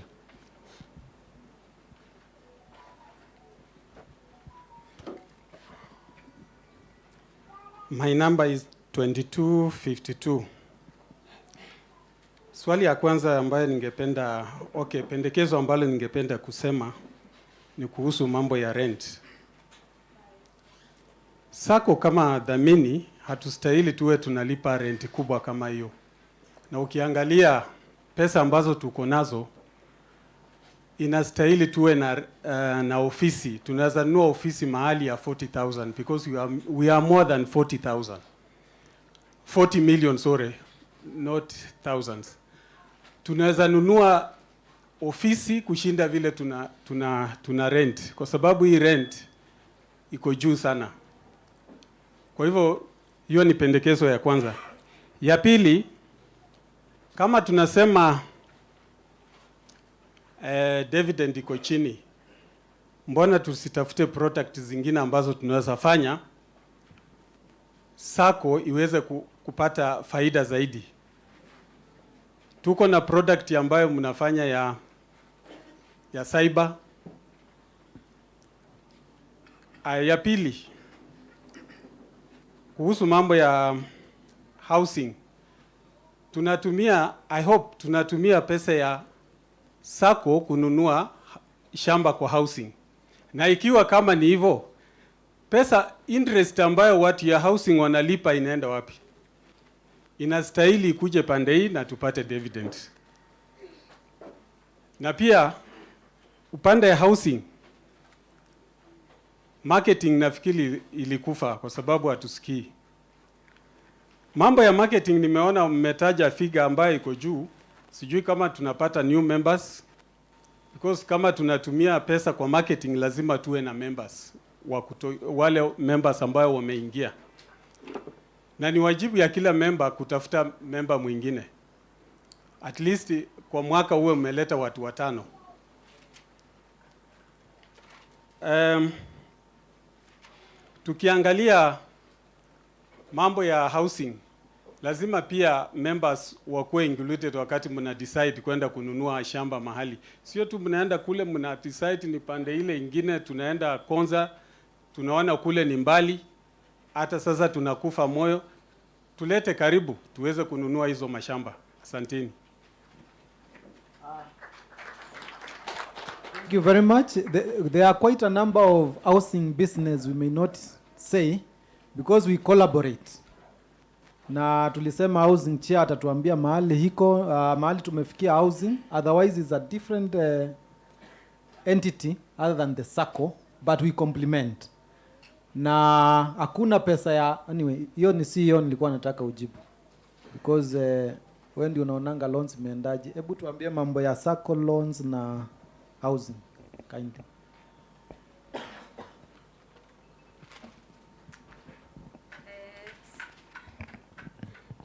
Kama nimepata huyo member vizuri. Number 1 anauliza kama tunatumia pesa ya Sacco kununua shamba. Hatutumii pesa ya Sacco kununua mashamba. Housing is a different entity. Kwa hivyo wanafanya mipangilio yao, wanaambia wenye wanataka kununua mashamba tunataka hivi, lakini wewe ukiwa member wetu tutakupatia pesa, ukikuja tunakupatia pesa ndio unaenda unapata ile shamba. Na hiyo tunawa encourage kufanya hivyo sana. Kwa sababu tumekuwa tukiongea kuhusu guarantors, venye hatupati guarantors, na the moment umepata ile umenunua shamba na Dhamini Housing, inaitwa Dhamini Housing. Utatumia hiyo title yako hata kama hatujapata the title itself. Tuko na assurance ya kwamba housing wameuzia fulani shamba, kwa hivyo utatumia hiyo kama collateral. Kwa hivyo hiyo ni njia moja inasaidia sana, lakini ni vizuri tuelewe vizuri. Sacco hatutumii pesa ya members kununua shamba, hata serikali haituruhusu hivyo. Kwa hivyo hiyo muwe na wazi. That is why ukisema dividend kwa nini hatuleti, jua hatufanyi nini, hatufanyi hivyo.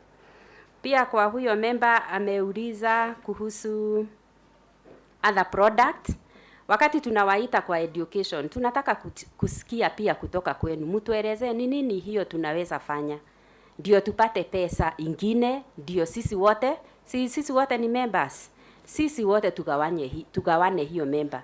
Amepeana mfano kama hiyo ya cyber, si ndio? Sisi wote si tunaona serikali anataka kujifanyia mambo yake.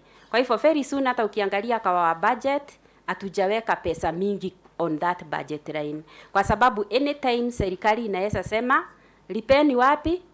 lipeni kwa, si kama elimu tumeasikia siku hivi karibuni wakiambiwa walipe kwa e-citizen. Kwa hivyo that is not a very reliable source of income. Tunaweza ngojea sana, lakini tunawakaribisha members. If you have an idea of what product, and that is why tumewapatia pia feedback, ni nini hiyo tunaweza fanya, tafadhalini mnajaza hizo makaratasi, alafu tunakuja tuna-analyze, tunapata maybe 5-10 members wanatuambia tupatieni hii product. Otherwise ni ngumu sana ukiwa kwa soko, we unauza tu na watu hawakuelezei hiyo unauza staki. Nyinyi ndio mko na mamlaka ya kutuambia tuuzieni hii, na sisi tunaangalia hiyo mambo ingine. Chair, I think I've answered, yeah? Sawa sawa. Na ile ya rent, na if you go to our audited account page 3, there is something we called core capital to total assets. Now, tukieka 40 million hapo, tutaenda. We actually said we are slightly above by 0.7%. So there are still some ratios and regulations which the regulator requires her to do. Before you go and put your 40 million in your house, how much is members' share capital? So, but it's something we're still exploring. So in case we call upon ourselves to increase our share capital, so that now we are able to buy. Now that is where we can do. But I know from the ministry they can clarify all those. But our ratio does not allow today for us to do such an expenditure of that magnitude. I wanted somebody for finance and HR to answer the issue of recruitment. Yes, young people are there. Wale wamemaliza university, na wengine ni watoto wetu, na wengine ni sisi. And the Sacco really always when there is a vacancy, we advertise to ourselves and ensure that we give clear and guidelines, and more so we consider our members very, very, very highly. Facebook is equal. Befriend, follow Dhamini Sacco is there, and we also hear what you are saying. We also have interns who are also working on it. There are also ratios which are there, which are staff expenses to the revenue and every other thing. The Sacco these days is well regulated. Sitaki kumention hizo zingine za kina, unajua tukimention saa ingine unaweza pata chair kondani kama kakuo kama inatango aje, all such things. So we also have to do things in moderation, and there is a recommended platform and ratios that we look into even as we see the need that are there. Because tunaweza anza kulipa staff members with your deposits. No, that is what it means. If you balloon without anything, we start using your deposit to pay members.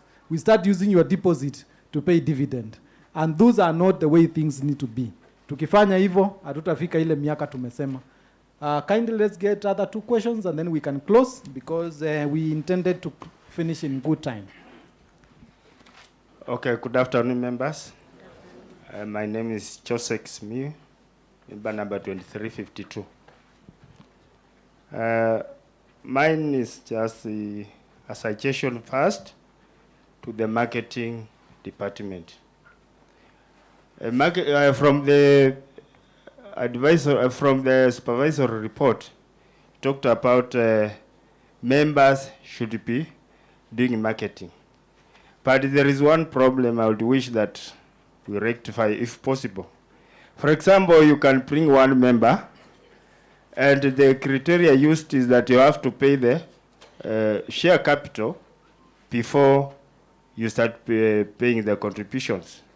Or rather, somebody will be contributing every month.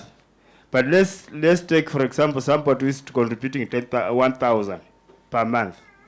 This person, it means it will take him more than 1 year for him to take a loan, because the share capital will be deducted from the same contribution until he attains 10 months, that is 10,000, is when he will take a loan.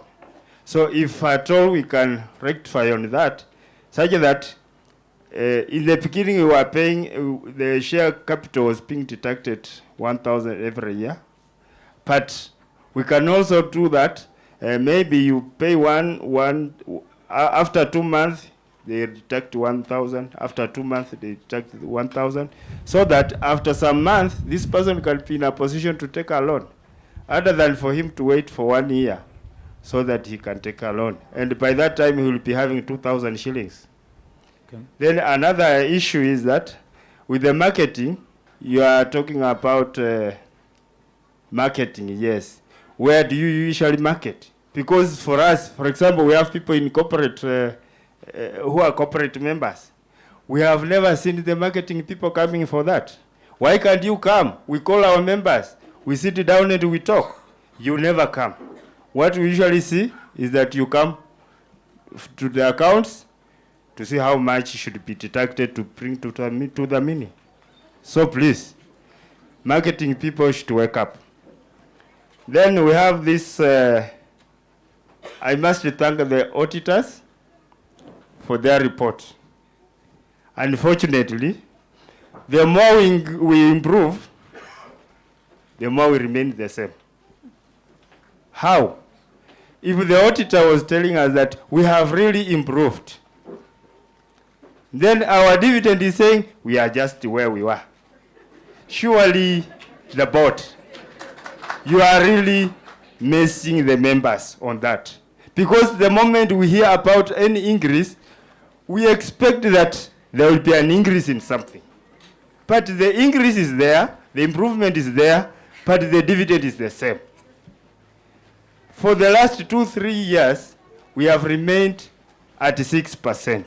Surely, are we doing business? Or rather, you tell us our business is always constant. We shall agree with that. And we shall also be satisfied that the mini business is ever constant. If that is the case, then you have to inform us. Thank you. Bwana Simiyu, as you sit, I want you to ask you a question. Who is the mini? It's me and you. Good. And the managers. Me, yes.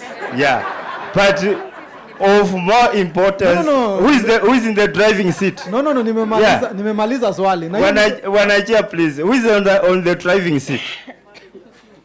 It's we say the mini is me and you. Sindio? So let us take our, nimesema hiyo sana Let's take our positions. Ndio. Tukifanya vizuri tuna move. We are moving. But we are increasing at a decreasing rate in terms of interest. Juu ya tunaachwa na pesa kwa mfuko. Ile tunafaa kuleta tuwarudishie. I mean, hiyo tu ndio kusema. Tunabakisha kwa mfuko, bala tulete. So I think you have given a lot of advice to the marketing team they have had. Next time tutawauliza wamefanya namna gani because hiyo hakuna kujibu sana. I want to give that hand of our member there, our madam, so that now we can move to the next. Thank you very much. Now, much as you promised us that we are Your going to be... name and membership number. 2084, Rosaria Kangede. Yes. Much as you promised us at the beginning that the chair, the mini housing, is going to address, I feel there is a question that has not been answered that was asked about marketing the mini housing. Because, or I rather I'm asking, when you talk about the marketing team, do they also do this marketing? Because I've been to AGMs before, not much marketing is done on it. Just a concern. And still waiting to be addressed by. I think the banketer will say the barely are here. Na najua ataendelea kunini. But for the housing, we are getting there. Hiyo maswali atatujibu. Na just a few nini atasimama ndio ajibu hiyo ya housing because naweza kuwa out of order in an AGM of Sacco dealing with the housing, lakini tunataka chair wa housing atatuambia na hiyo mambo ya marketing na tutahakikisha pia staff they are able to populate that. So asanteni sana members. I wish we get to the next agenda. which is the reading and confirmation of the minutes of the last AGM. We just highlight them because most of the matters were covered in our reports, in our supervisory and in our what do you call it, in our chair board's report. So quickly we run through so that after that now we can get to remarks from the cooperative and then we get to resolutions. But before that, the chair of marketing will say something.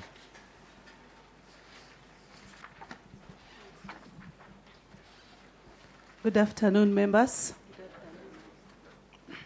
Nashukua hii nafasi kuwapitisha katika AGM, minutes of the AGM that were done last year. And I'll just get a snapshot kwa sababu most of them have been handled by the chair and the supervisory. So on page 1, immediately after the budget, are you there? On page 1 after the budget.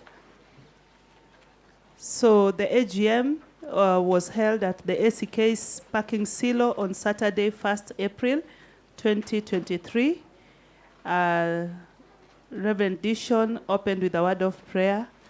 And then the members present, the board members present were recorded as follows, as reported on your book. The supervisory committee was there, the members present, absent, and then the official, ministry official, the auditors, as highlighted on page 1. On minute number 3, the agendas were as follows: the opening, prayer, and welcoming of remarks. The notice was read at the AGM and adopted.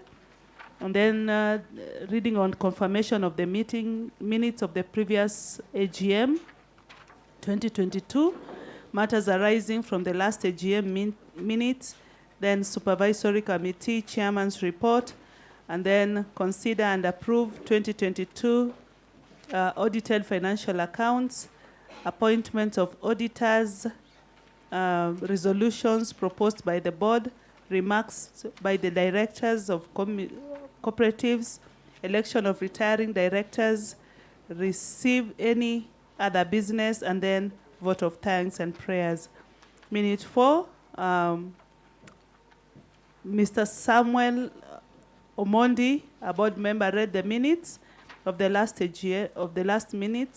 meeting, and it was proposed as recorded in our books. Then minute 5, the matters arising were as follows: appointment of Sacco auditors, the upgrade of the system, Navision 365, which was done, strategic plan, articulation, acquisition of Sacco office through purchase, which has also been enlightened now, introduction of the delegate system, election of the last 2022, and then patronizing of loans to members who have lost jobs and whether they can be rescheduled. And it was raised by Collins, member number 6632. Then there was the supervisory report as recorded in our page 3. And I think it was a detailed report. Maybe we can take time and go through it, how it was the supervisory committee is constituted, how they work. All those was recorded in page 4. And then the nature and scope of their work, what they do and how they do it on page 5. And I can just do a summary of the outcome of the supervisory report on page 6. The member deposit increased by 8%, loans and advancement by 16%. Total income turnover was an increase of 28%. And then the net interest income increased by 161%. Total expense increased by 33%, and the net surplus after tax was 41%, with a total of 8.8 million. Then the loan disbursement is as recorded there. I just want to highlight that the loan disbursed increased by 18.9%. The PAR was at 29 15.52 in the year 2022, and we have been recorded that it has reduced to about 15% this year. Further to that, the supervisory committee continued with their reporting, and I believe it was a very, very, very detailed report. And in conclusion, they said that despite the changes as have been on page 12, as have been forementioned on the outstanding issues, a lot of progress has been made towards the achievement of the Sacco corporate vision, mission, and strategic plan. The supervisory committee is dedicated to serve and to ensure that Dhamini Sacco remains your partner of choice in development. And they said we would like to express our sincere gratitude to the board of directors, Dhamini managers, and all staff for the cooperation they accorded them as they were carrying out their finding as the supervisory committee. The chairman's report was as articulated on our page 13.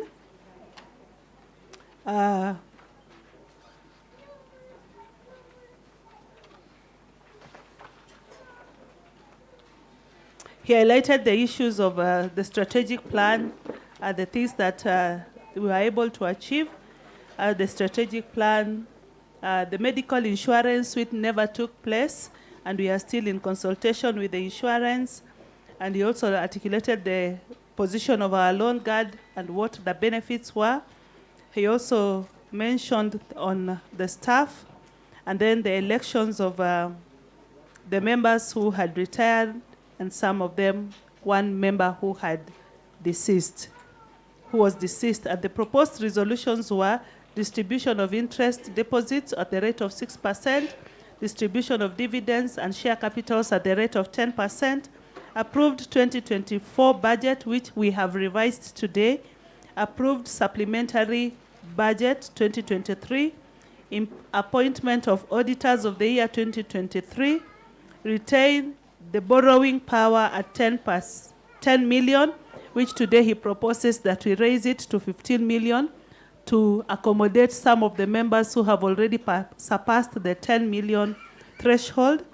A honoraria to the board as stipulated, appointment of CIC as our member of medical cover, but you threw it back to us to do much consultation, and we are still in consultation with the CIC and the PASIS to offer medical cover to our members, and then approve a monthly contribution of 100 to all members towards the last expense of 100,000 to cover the members, spouses, children, and parents. And the minutes were adopted as follows. The chairman's report was proposed by Eric Mbeya and seconded by Mary Tama. Members' reactions were as follows. Patrick Okumu, private member, raised the question of using the SSD that was helpful to serving members, and he also talked of the audit objectives in relation to the petty cash expenditure. Gregory Waikwa, the customer care complaints mechanisms and feedback platform, he also raised that issue, and the clarity of the interest 6% deposit and 10% on capital shares. And just to highlight that the reactions, the responses were given as recorded on page 19 of our books, and maybe we can go through them as recorded in our books. Minute number 8, a summary of financials of the account year 2022 was presented by the auditors, Henry Smith, to the members, and the accounts were proposed by Simiu, member number 2352, and seconded by Leonard Macharia, member number 1837. The following reactions and questions were raised by the members on the accounts. Edward cited the progressive income trend in the accounts and loan provisioning as required by SASRA. And then Gregory Waikwa, 4119, on governance expense and the list that supports the expenditure to be forwarded. The responses were issued as the SACCO to share guidelines on expenditure and note number 13 as was at that particular time, and to send to the members as this was missing in the booklet during the AGM. The AGM 2023-2024 budget were approved, and that is what was presented to us today, and with a revision, of course, and we thank you for approving the revised budget 2023. Member reaction on the budget report on page 23.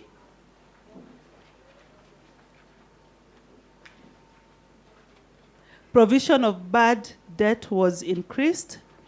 Loan provisioning stood at 4 million and will be appropriated to the future. Hence, members were urged to take up their responsibility in repaying their loans. The budget was based on provision and payment. Personnel expense went up due to the requirement of an internal auditor as required by the regulator. The ministry official, minute number 10, ministry official speech. The AGM was graced by Mr. Peter Kivyondo from the Ministry of Industrialization and Cooperatives and Marketing Development. He urged the members to be attending the AGM, and we are so grateful today you came in your numbers. Clap for yourself, please. Thank you so much that you accepted the call to be joining in the AGM, because indeed this is your circle. He further told the members that the main objective of the circle is savings and credit. In this regard, he urged members to develop interest, to increase the interest on loan. Hence, this will translate to increased dividends. Please take up the loans, because we have the money. We have a total, last year we had a total of 60 million just lying in our accounts. If we took that money, at least tungekuwa tumerudisha kitu kidogo, na mimi na wewe tungeweza kupata something, some substantial this year. So our plea is, please let us not put the money in the account, because it is not earning any interest. The bank will retake their rates and we will not earn anything out of it. So mnajua kuna bank charges. So pesa ikikaa pale, ukiweka 200, ukienda at the end of the year, hautapata 200, kwa sababu itakuwa imereduce. So the more you have, the more the bank takes. So if we take it, then we can be able to earn an interest out of it. And I pray that God will help us that next year, Mungu akitusaidia, we will be talking of a different story if we take the loans. Amen. On the training for both members and of the board, as this was retiring board members, the supervisory committee and supervisory committee, Mr. Jackson Macharia was representing the ACK. He was proposed by Caleb, member number 3995, and seconded by Salome, member number 5783. Gregory Waikwa, private member, was proposed by Mesha Kokumu, member 1204, and seconded by Francisca, member number 1993. Reverend Dishon Gadhome, supervisory, was proposed by Joseph Joroge, member number 3212, and seconded by Mary Tama, 2022. The ministry officials declared to the members that there was one position vacant for the corporate member, which currently has not been filled. And kindly, member, we ask for your guidance in this. Please, when these positions come, we kindly ask that you will apply, so that it is not just a process that comes to validate what has been done. Please apply. You also have an equal chance to sit where I am seated. Amen. The ministry official declared that the corporate members, the board, can co-opt for this position before reconstitution of the board office bearers, which was not done. So at the board, we are less one person. The education member on the requirement of the eligibility of the board positions and the members were encouraged to apply in the future. Newly elected members were given a chance to address the members. Gregory Waikwa thanked the members for appointing him. He promised to give his best to the members. Jackson Macharia highlighted the role of the ACK in the foundation of the Sacco. He promised to assist in the growth and assets and returns. Reverend Dishon thanked the members for giving him an opportunity to serve. He promised to be an overseer of the board, members' funds, and taking care of all the matters concerning the Sacco. Then the appointment of editors, the adoption of the current auditors to continue offering their services to the Sacco was brought to the members. It was proposed by Simeo 2352 and seconded by Rosina 1542. The proposed resolutions,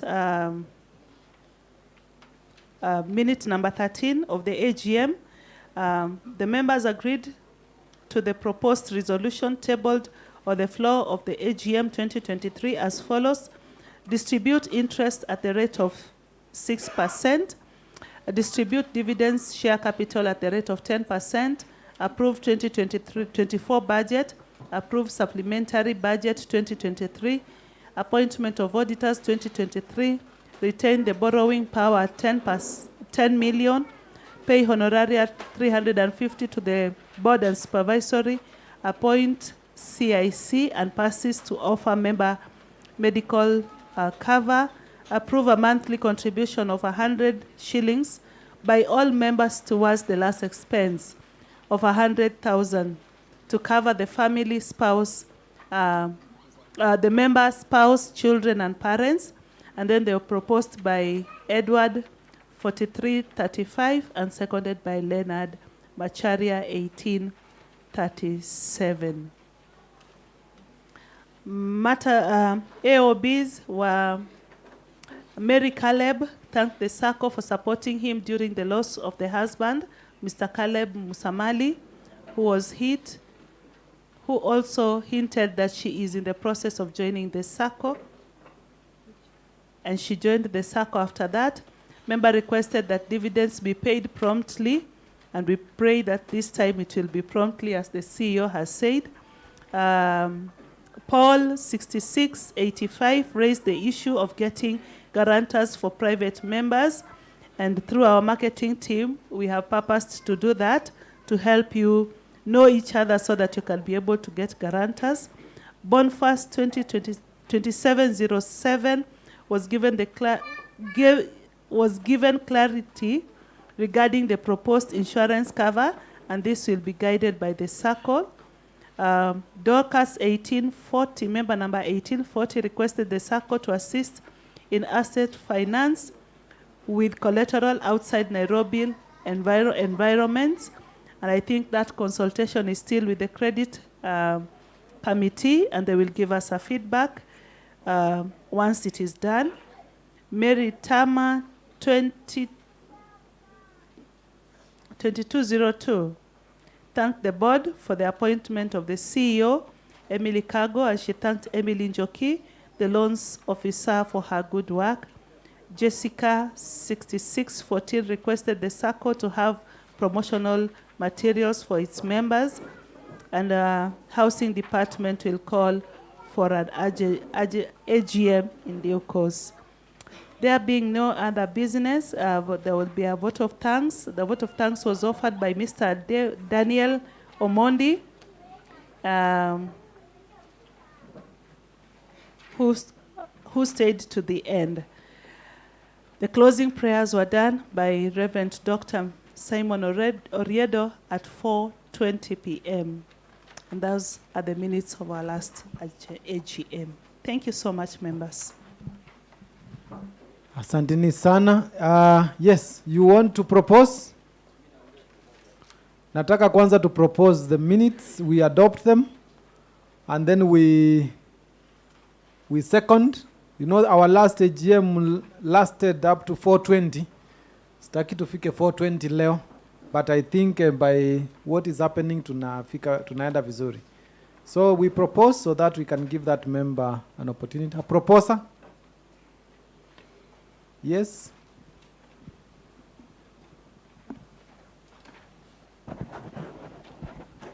Jacob Wesonga, member number 2326. 2326. Bwana enda kwa huyo member anataka kusema kitu moja, a second, alafu aseme. Unless you are not in the AGM last year. Ulikuwa hapa? Habari zenu members. Mzuri. Mimi nilikuwa. Asante sana. Namba yangu ni 2846. 2846. Mimi nataka kuwakosoa. Kitu moja, hii proposed budget ya 2024-25 inakuwa approved. Iko approved? Yes. Yeah? Secretary, kindly let me know. No, we will come to tutakuja kwa 2028 tutakuja kwa resolutions. Now one of it is to approve the 2024 adjustments and 2025 budget. Sasa mtatupatia kitabu kingine ambayo iko approved kwa evidence. Sorry? Kitu kingine, swali lingine. Mkifanya kitu tafadhali consult members. Saa hii umenunua matisa ziko hapa mingi sana. Hazijaenda. Hii ni pesa yetu zimekuwa hapa. Sasa wale auditing, siku ile mta audit, mtuambie tisa zimenunua ni ngapi na zikaenda wapi? Kwa sababu hazijanunuliwa. Hiyo ni kitu kingine. Kitu kingine ya pili, ya tatu. Mambo ya kulipa rent saa hii. Dhamini ni sako kubwa sana ya miaka mingi. Eti saa hii tunakomboa nyumba, hata mimi kwangu niko na nyumba. Dhamini haina. Hiyo ni makosa kubwa sana. Eti mkisema eti tunalipa pesa rent inaenda mingi. It is unfortunate. Sawa sawa. Yaani saa hii sina nyumba. Tafadhali. Rethink. Nairobi ni kubwa, tafuta pahali popote, mpate nyumba. Tukiwa hata kama ni ya mabati tunaenda huko tunajua tuko kwetu. Thank you very much. Asante sana. I agree with those clubs. We will come for the money. Because ile pesa tuko nayo haiwezi nunua rate itaenda vibaya, ile inaitwa ratio. Na tuwezi tumia your members deposit tununue nini? Nyumba. Because members exit as they enter. Tuko pamoja? Tusikuje kukuambia mabati yako iko pale ukitaka deposit. Si sawa sawa? Hiyo tumekubaliana, lakini let us cooperate tukikuja kwa hiyo, si ndio? Tukiwaitisha 10,000 more ya share capital, tukue willing, si ndio? We will bring it in our resolution in the next AGM. Tuko pamoja? Kwani Haya. T-shirts tuliconsult and actually go to the what has been read. Mulisema tulete. Si tumeleta? The last AGM walisema iletwe tuuze. So, lakini tumeleta tu kidogo. We ensure you do that. We actually consult na ensure kindly your feedback ni part of consultation. Si ndio? Si ati tunaenda vibaya. Mahali hatuja consult ni kidogo na ni ile inastahili. Kwa hivyo hata hiyo members mulisema na musituruke ikikuja. Twende pamoja yote, si ndio? Asante sana for that. We appreciate. Hata hiyo ni part of it. Tutakuja kwa resolution where we will approve the budget and the adjustment. 2028 asante sana. Yes, na hiyo ni the last one nataka kuchukua ndio tuite the chair of Dhamini Housing atuambie kitu for a short time, then we will get to the ministry. Yes. Hamjambo wanachama wenzangu. Hatujambo. Jina langu ni Peter Karani. Membership namba yangu ni 2843. Mimi waso langu naelekeza katika kanisa. kanisa la ACK ndio lifanya sisi leo tukakuwa hapa. Si ni kweli? Wanachama wa kwanza wa Dhamini walikuwa faithful to ACK Church. Na leo tuko na denomination mingi hapa, kama mimi am a Catholic. Nafurahi sana kuwa hapa. Lakini je, baba kijenga nyumba, jengea mtoto. Utaambia mtoto wako alipe rent? Ya pili ni kwamba hii ni kanisa. Hii ni kanisa. This is not the only asset the church has. The church has so many assets. Ni kweli? Je, kama sisi tunalipa rent like other tenants. Kama ni hivyo, kama kanisa labda ingelipisha labda tenants wengine 60 kwa mwezi, mbona sisi hatuwezi kulipisha hata 20? Yangu ni hayo tu. Asante sana. Lakini kanisa nataka nijibu hapo. Asanteni. Asante sana. Lakini kanisa ya Kianglikana kama vile makanisa zingine kama Catholic pia iko na vitu na mambo imefanya ya kuleta biashara ndio iendelee kuhudumu na kupeleka injili na mbele. Lakini iwapo kanisa lako inaweza kutupatia mahali, tutashukuru. But siko sure kama hata tukienda Catholic tutapewa. Lakini vile tumesema na 2028, si ndio? Tumesema vizuri sana. Tukianza kupewa mahali pa kukaa, tunaanza kurudi nyuma. Si ndio? Tuseme tunalipa rent kama mtu yule mwingine. Ndio tuendelee kutafuta kwetu. Tukianza kurudi kupewa, hatutaenda. Administration ikibadilika iseme tusipewe, tutaanza vingine. Let us look forward na tuendelee mbele. Na tena hii si ya kanisa sasa, ni yetu members, si ndio? Na members we must stand for our own activities. Tusiende tuanze kusema tupewe tulipita hapo kitambo sana. Kuna wakati by the way tulipewa.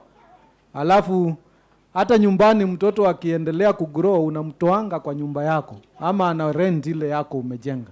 Kwa hivyo tuendelee namna hiyo. Lakini good suggestion, lakini wacha tukue Dhamini ile imesimama vizuri. Bwana Dan, karibu sana. As now we get to the others. For briefly, let us know. Hello. Okay. Habari zenu. Bwana Chair, I think sometimes ukifika 50 years and above like me, I mean, it reaches a point when you are very comfortable that you can say something. So you'll allow me, Bwana Chair, to digress. And one, I want to appreciate the Dhamini Sacco in a very unique way. And it has really touched my life in two things. And one of them, my daughter is in the house. My daughter is a product of the Dhamini Sacco. Please, Ruth, just wave to the member, and she's a member. So I really thank you, and I thank the ABLE board for that. Number two, where I'm living right now is a product of the Dhamini. Because some of us never knew that at one particular time, we'll be able to even have small spaces that we can live in. So I really thank the Dhamini, and I thank members. I always say that the Dhamini is not this board. The Dhamini is us. And when I hear some members saying that this board is in the driving seat, no. It is the AGM that has donated powers to the board. So you are in the driving seat. And that's why we always sing that you must attend what? You must attend what? The AGMs and participate.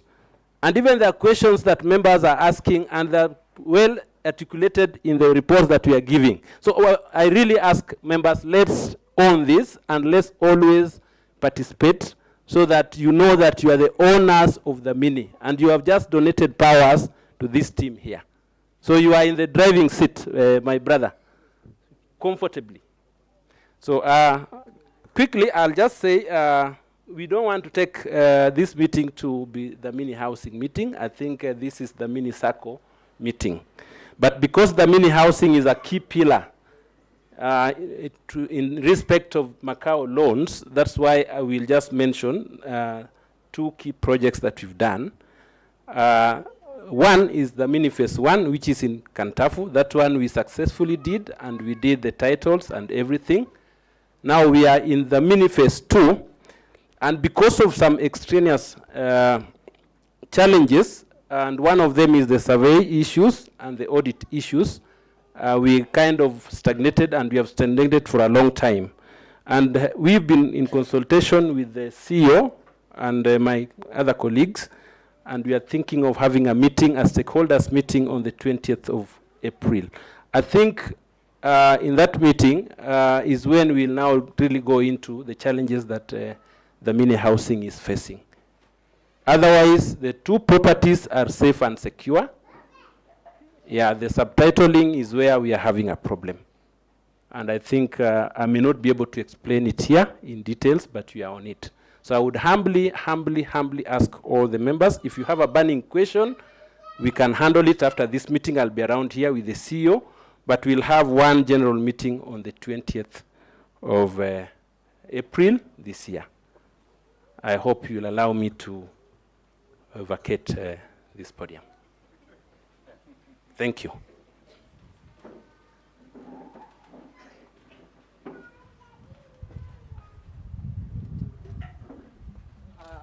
Thank you very much, Dan. I think it was information, because we don't want to be out of order in terms of the AGM process. We wanted, na pia ukitaka shamba nini, ona hii watu wa housing wako nazo. We also want to appreciate our old time board members, Bwana Eric Bear. Tafadhali, we need to recognize, kindly just raise. Canon Minor was here. Canon Peter Minor is part of the board members I saw. I also saw Bwana Julius Nzele. Wajua watu wa IT wanakaanga pamoja. Yuko ama Reverend Lillian is here. Yes. Yeah. Hata Dan si ati yako mbali na hapo, lakini hata sisi tuko kwa hiyo mstari. It's good to see board members who have been board members and they are able to come to the AGM. That means hawakutoroka na pesa yenu, si ndio? Hao ni watu. Kuna wengine ukifuata hii zile za kitambo, they cannot appear here because some of us tuliwalipia loans zao, zingine tunajaribu ku write off because walikimbia na wakaenda kabisa. So anytime that you get that opportunity to serve in this board and even in another one in your village circle, kindly let us ensure that we are above board. Now I want to bring our resolutions, proposed resolutions for adoption, and so that tunaweza patia cooperative officer atupatie na tupeleke kwa election. So the board is proposing the following resolution for adoption as we agreed in our chairman's report, the last page, number 7. And one of it is to distribute interest on deposit at a rate of 6%. We can agree to distribute ama tuongezee kwa deposit zetu ndio ile ratio iteremke. Mnataka tufanye nini? We distribute or we retain? I want a proposer to say what they want we do. Yes. 02255 Joseph Kidiogwa. Of retaining? No. Kupeana. Okay, ya kupeana. Waku second? Yes. Hii iko na mikono mingi kuliko ile ingine. Kindly. Yes. 3175. 3175. Distribute. Any contrary opinion? I want a proposer to retain. Pande hii, Simiu naona una ushaitisha ikue iombewe. Haya, sawa. Distribute dividend on share capital at the rate of 10%. You realize our share, our rate was saying we are only 0.7% above. If we want to make it better, we can retain this one. But it is you to say. Do we distribute or do we retain? A proposer of the share capital now. Pande hii? Wewe nitakuja kwa budget 2028. Utakuja kwa budget wewe. Or the board to agree. Yes, kindly. Iko hapo nyuma. Good afternoon, members. My name's Evans Wanyonyi. I propose that we distribute. Propose of distribution? 2256. 2256. Good afternoon, members. Good afternoon. My name is Jacob, number 5306. Kindly distribute, sir. Asante. Any other contrary opinion? Or do we want to say for 2024 tuta unajua saa ingine anyway, sawa. Okay, taken. Approval of a budget 2025. I want a proposal. Na tukae pande hii sana. Utaki kupropose? I want a proposal and a seconder. Budget 2025.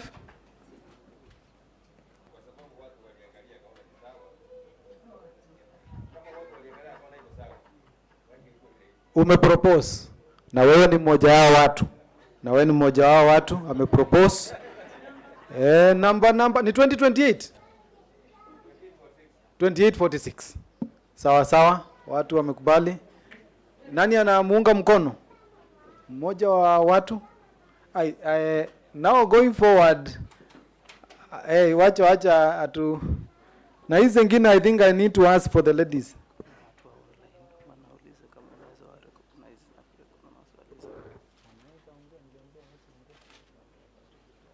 Member number 621, Simon Muluka. Simon Muruka, asante sana. One of the good way of being where the venue hiko ni unapata chance ya kuuliza maswali na kujibiwa. Ukiwa online unatufuata tu. Ama namna gani? Yes, lakini we recognize a great number of people. How many are they online? Victor? How many members are online? Around 200. Wasalimie sana. Next time tuhakikishe we have a platform to get their questions. Ndio? Because now we are at the tail end. Tukienda through, but they can come and the board can see how we are able to do them. I think if it had come earlier, we would be able to do that. But we appreciate them, and next time it will be very easy to ensure that they can also ask questions. The approval for supplementary budget 2024, a proposal? Yes. Naomi? 1755. 1755. Who is seconding her? Just the member next to you. Oh, okay. And then I'm picking appointment of auditors. Yes, your name and membership 3937, Matilda. Matilda, 3937. Appointment of auditors for the year 2024. Yes. Name?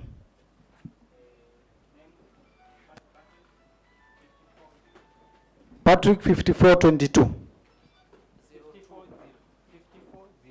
5402. Asante sana. Hello. Habari zenyu. Na propose then chairman, instead ya kutupatia hizi vitabu, kwa nini hawezi provide hizi summary report, just hard copies, inaweza kuwa easier for our records. Okay. All right. Propose for that, and with that, who is seconding? Yes, my brother there. CEO unasikia? CEO na anaandika kwa hiyo kitabu. Kwa hivyo report, yes. My name is Musa Agesa Peter. All right. 935. 935. Retention of our borrowing powers at 10 million. Hiyo niliwaambia ni in case tunahitaji kuomba pesa, hatuwezi fikia 10 million. But ukienda kwa our records, we have never done that. Ilikuwa inafanyika hiyo wakati ya kitambo. Lakini sasa hii bado hamjachukua pesa ya kutosha. But we must retain just in case kesho tufike 120% loans on deposit. Who is proposing? Yes. Leta nini ana propose na Bwana Mashari ana second.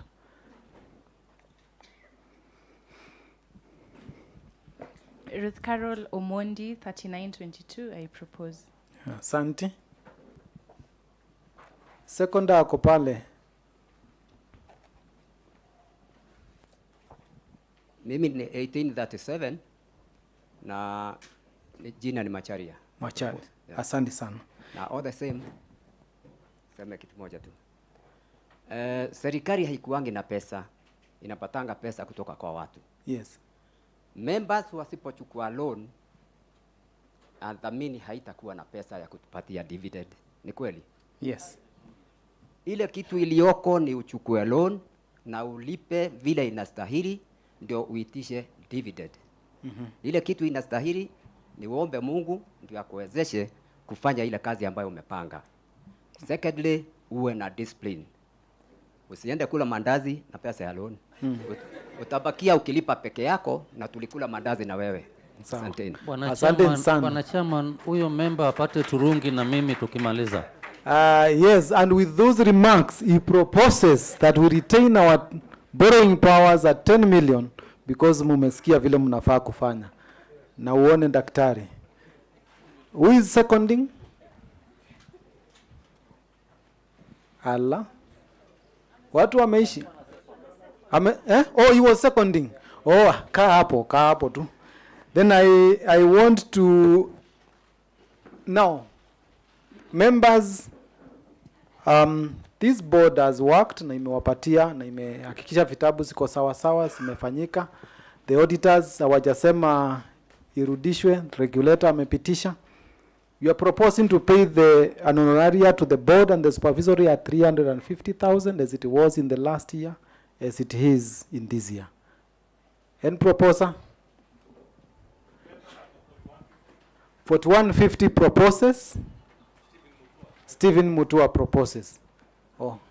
Seconded by Jacob Wesonga, member number 2326. And on top of that, I would like to thank very much and appreciate what Madam Tama is doing for us on supervisory team. Yes, although she works with another group of 3 people, so wao wote wamepewa na hata chairman utafaa umwambie. Yes, now Madam Tama is vindicated, so the others will be vindicated at some point. Increase in our loan ceiling from 10 million up to 15 million. Hiyo ni ile pesa tunaweza kukupatia. Saa hii tunaweza kupatia 10 million. Tunataka ukikujia 15 million tukupatie. A proposer this side and a second at this side. Oh, hey Bwana Nzele, nice to see you there. Ngojea tutakuja kwako, wewe ulikuwa mtu wa hesabu. Proposer? Rosina Kamene 1542. 1542. 42. Reverend Lillian? Yes, I second. 1768. 1768. Asante sana. Now, kuna hii ya mambo ya pesa ya hii ya 9.3 million. We propose that in the next 2 years, we write it off. In 2024, 2025. Entirely, as we have said, is to clean up our books. But going forward, usikuje kusema hapa tuli write off loans ati yako iroitiwe off. Because your loan is securely guaranteed with guarantors which are solid. So going forward, we are looking at a point that we are not going to bring such. But anyway, you never know what happens ahead. So who is proposing? There were hands on this side. A proposer of 9.3 million to be written off in the next 2 years.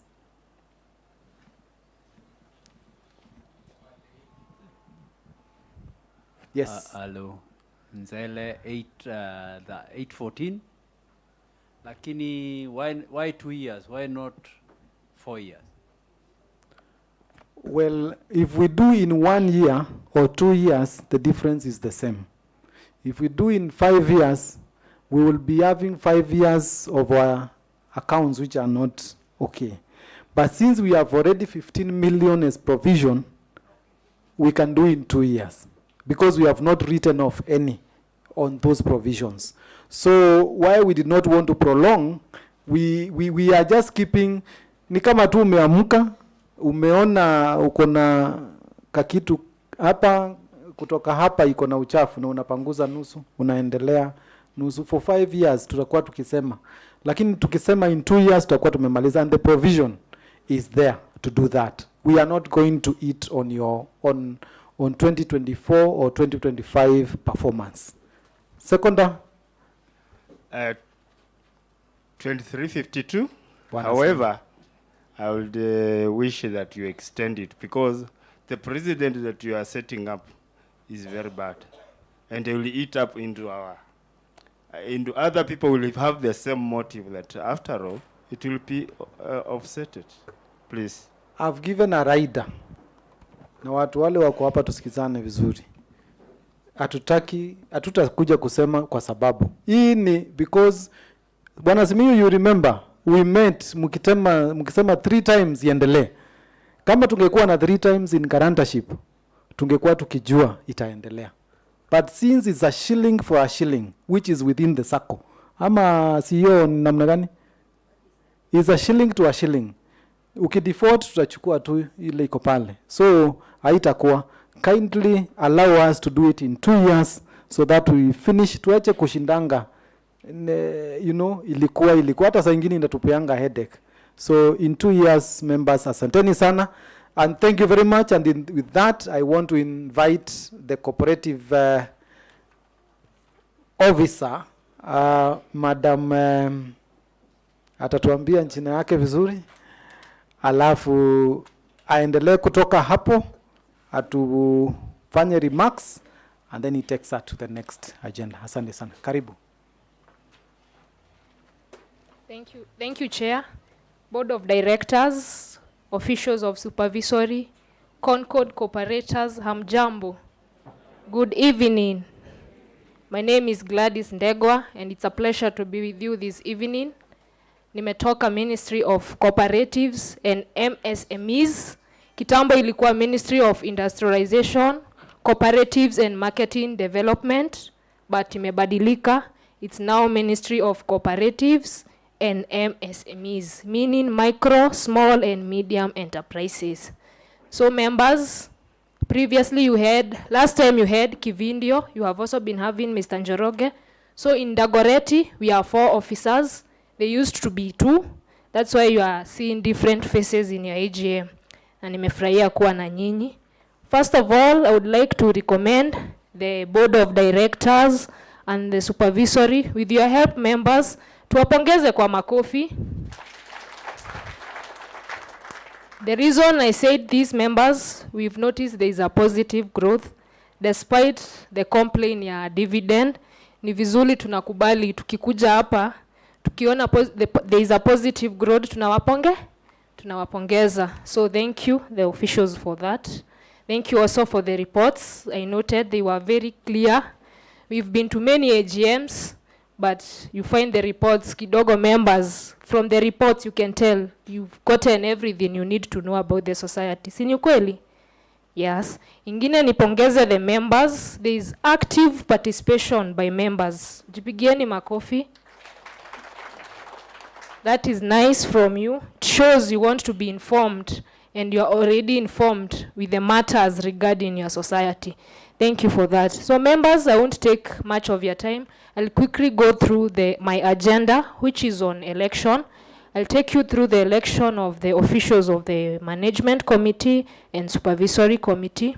Therefore, members, the officials that are retiring from the Management Committee are divided into 4 categories.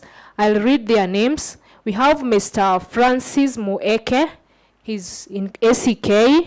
We have Reverend Dr. Simon Oriedo, ACK affiliate. We have Mr. Jeff Omondi. We have he's from private, and we have a vacant position which should be from corporate and should serve a maximum number of years of 2 years. So members, I therefore declare 4 vacant positions from the Board of Directors. We come to supervisory. We have 1 official who is retiring. That is Mr. Simon Oruka. I therefore declare 1 vacant position. Therefore, members, as we all know, that those wishing to be elected or re-elected are required to apply to the election committee for vetting to ascertain their suitability. Therefore, members, we have I'll represent to you the members that went through the vetting committee and were cleared to be your officials for the year 2024. I'll start with the board of directors. We have Mr. Francis Moeke, kindly. You can come in front, sir. You can stand there.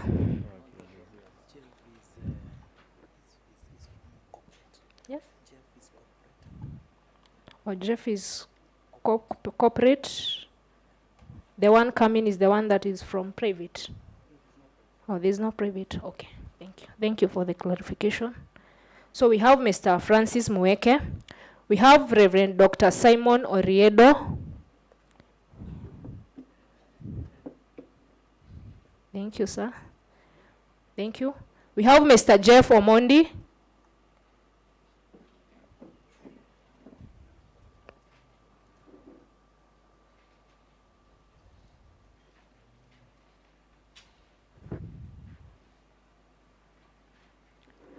And we also have Mr. Daniel Omondi, who is filling the vacant position and will serve for 2 years to maintain the third role rotation. For supervisory, we have Mr. Simon Oruka.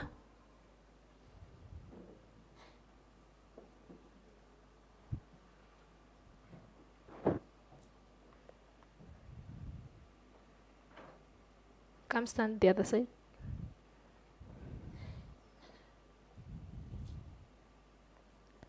So members, these are the 4 officials that were cleared by the vetting committee. So I therefore represent them to you as your officials. So members will get a proposer and a seconder for each for them to serve as the board of directors. So we start with Mr. Francis Mueke.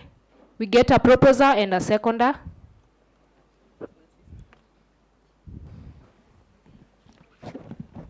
Good afternoon, members.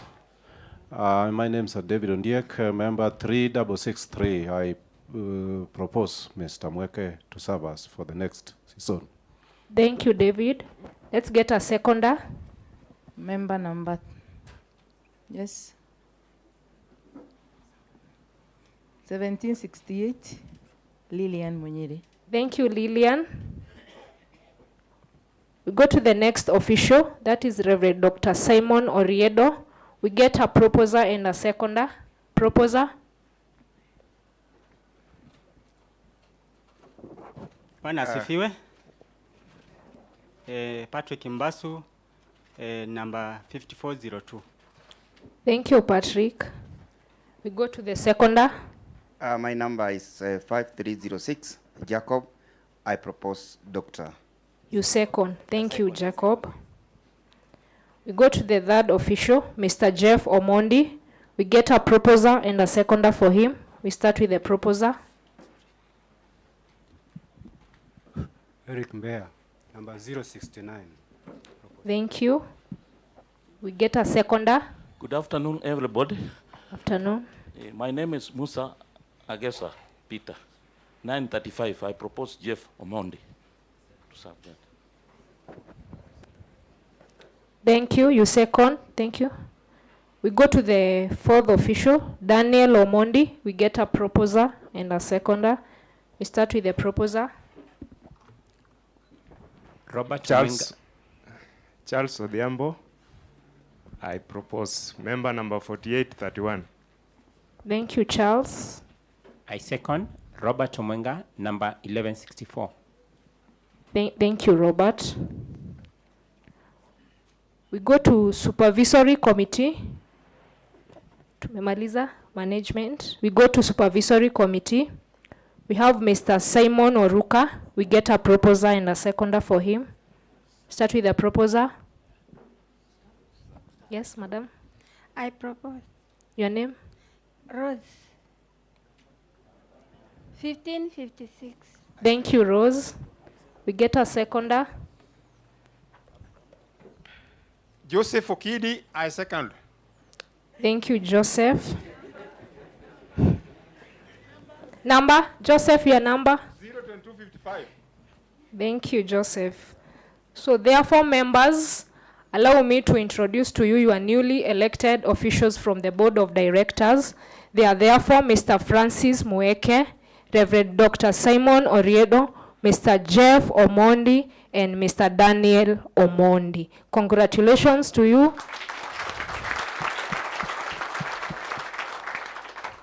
Tasimama tu hapo. We go to supervisory. Therefore, member, the newly elected official will be Mr. Simon Oruka. Congratulations to you, Mr. Simon. Tuwapongeza makofi sasa kwa jumla. So I will give them a chance to speak. But before that, members, allow me to also thank you and to also tell you, members, you have a right and obligation to vote and to be voted. So kindly, when the notice is put out there, apply. They also want at some point wakae hapo nyuma wasomewe reports by you mwenye umekaa hapo na wachungiwe pesa na nyinyi. So members, thank you for your time. I want to wish you well and God bless you as you continue to use the Dhamini Sacco to liberate yourself. Asanteni. We give them a chance.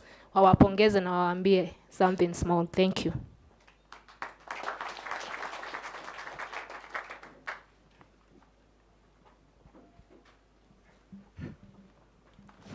Asante sana. Thank you very much, all of you. First of all, I want to express my gratitude to each and every one of you for the support you've given me specifically and the board for the last 3 years that I've been in the board of directors. I want to promise that we are going there, and I know we will get there. With your support, let's make the Dhamini where it should be. Thank you. Asanteni sana, members, for this great opportunity again to serve you in the next few years. And I believe that tutaendelea kukua pamoja na tutaendelea kuwasiliana na hasa kuhakikisha kama to make sure that this great circle of ours remains stable and still inaendelea na kukua. Asanteni sana na Mungu awabariki sana. Hata mimi nasema vile amesema.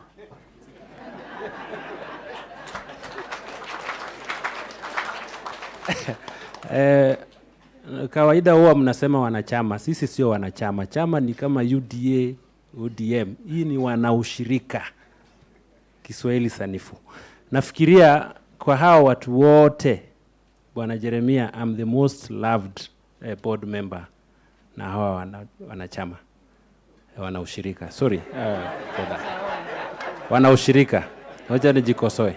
So I really want to thank you. I know the love gives me the energy to continue serving, and I think we'll work together to ensure that the circle reaches to you. And actually, I heard my able vice chair talking about marketing, and that is the passion that I have, especially getting out there and talking to members.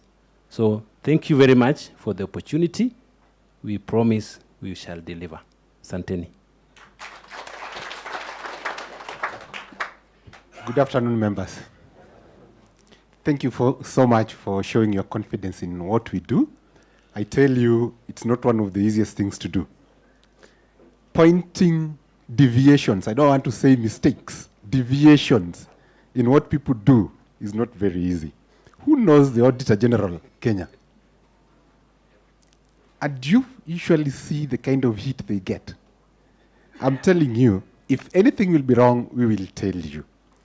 But I tell you, we are not as friendly as you see us here. When you are with them in the board, it's usually almost like shika shati yangu and shike yako. But then at the end of the day, whatever we do for all our benefit. I think the AGM gives me the right to call myself a member. But then when it comes to operations, we are the auditing arm of the SACCO. We want to really appreciate, and I would want to reiterate, looking at those books is not very easy. And I thank my fellow members. I think Elizabeth has the eye of an accountant. We like that. I think we have our chairman, very good in this. And I promise for sure we will deliver to you. If there is anything that will not be right, we will tell you. But if things are right, we have to tell you. But then I have to still reiterate one thing. If we members don't participate, please, even if we ask for how much, we won't get it. Because ideally, just to break one thing that our chairman said, if the SACCO is only earning 12% from you, that's the average we earn annually, 12% from what you give us. Include the cost of running the office.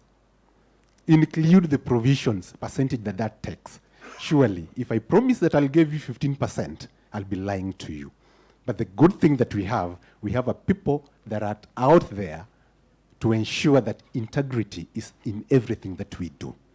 So unless you and us do what we need to do, borrow, borrow, borrow, and repay, it will be very difficult. In terms of internal controls, I tell you guys, even if I was to depart today, you are in good hands. These guys work, and we promise you that they need to deliver. In terms of supervision now, what probably we may need to deal with, and this is to my fellow members, yes, it's a cry that has been heard on the issues of the 6% and all that. I would implore the board and the management, because then now I am out there as an independent guy.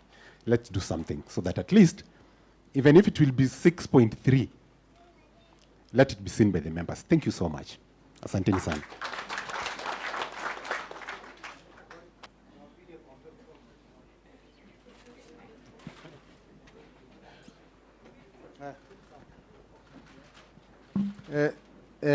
Kwa majina naitwa Philip Ngali, member 5938. Tumewacha kuwa mzuri, tulikuwa tunasema na tuna second, lakini kuna kitu kimoja nilikuwa nataka kuuliza hiyo mambo.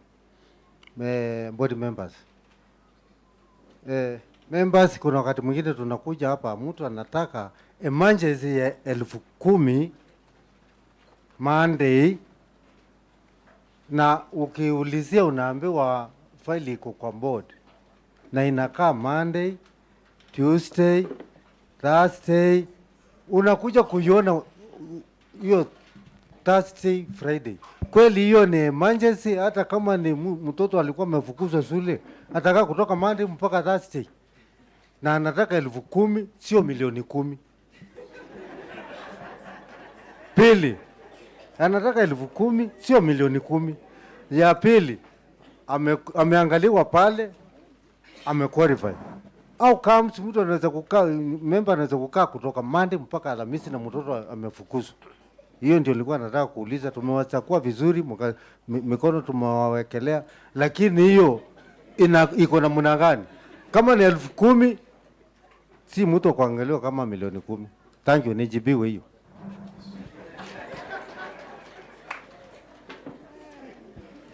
Watu wa credit.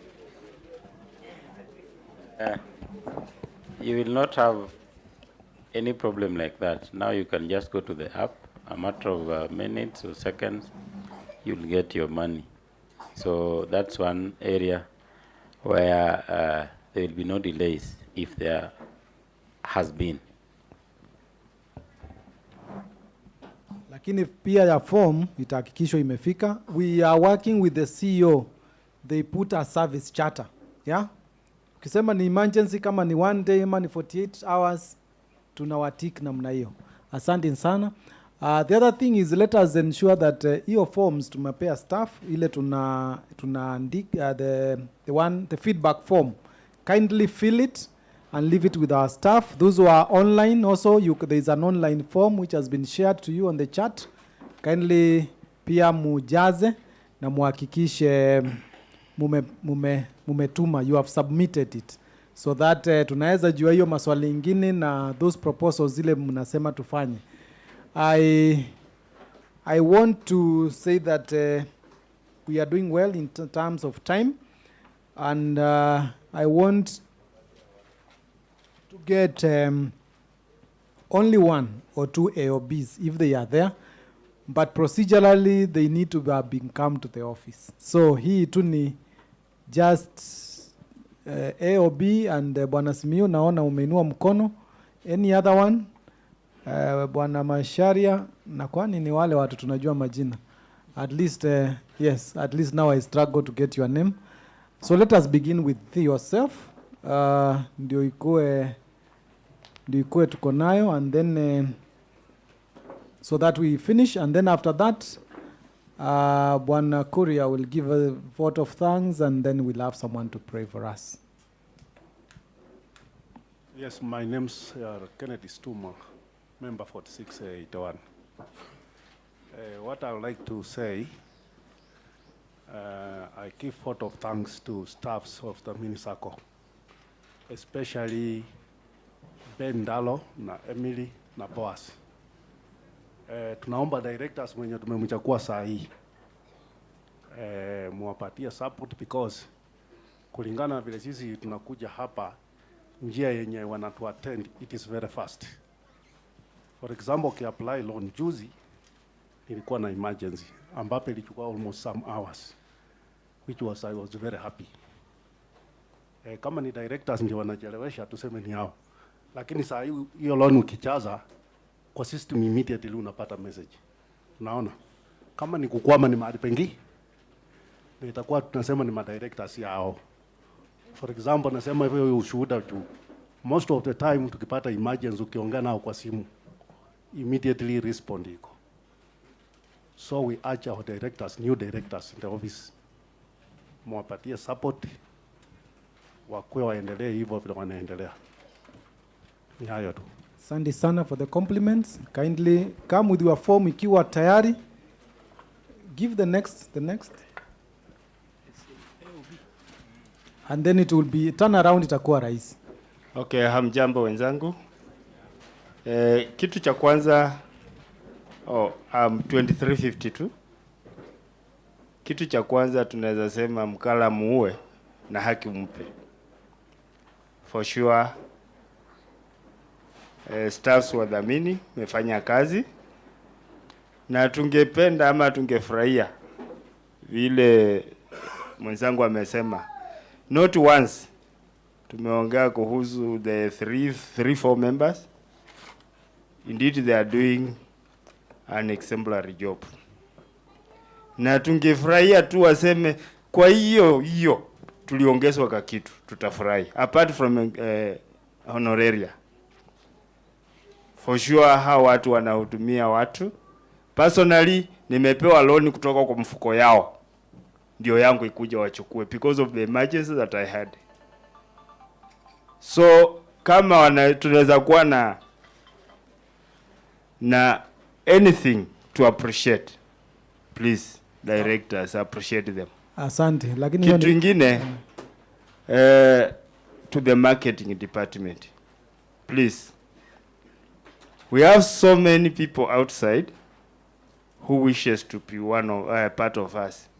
However, we are trying, but hata nyinyi chitume, kwa sababu mkijituma tutachituma.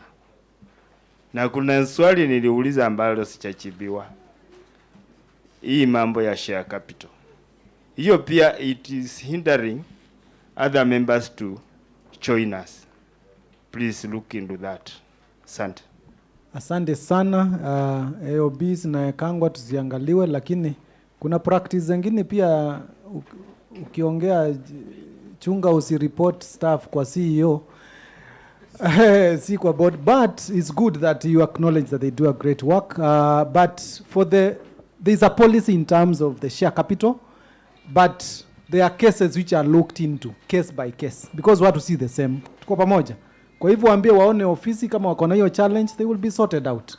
Lakini hatuweki blanket, tunataka pia pesa ikuwe mingi. Si unataka nyumba, itatoka kwa share capital, my friend. Yes, so AOB ya mwisho. AOB, I'm Martin Odhiambo, number 07081. The app is not consistent. You can get a payment of 3rd March 2024 is in front of a payment of 15th March 2024. Victor. And if you call the office, they have the update. And the app is behind. That is my take. Okay. Victor and the ICT and CEO, kindly check into that so that the app is consistent. Yes. Hii ya mwisho because sasa ni ile agenda tumesema. Amjambo. Ala. Amjambo. Hatujambo. Mimi swali yangu ni in case nimepata emergency saa hii. Sasa emergency nimechukua fomu kwa ofisi. Lakini sasa nimekuja ofisi nimewaambia nisaidie ngiri moja nipelekee huyu mgonjwa hospitali. Hiyo ni yenu. Hiyo itakuwa ni yenu kabisa.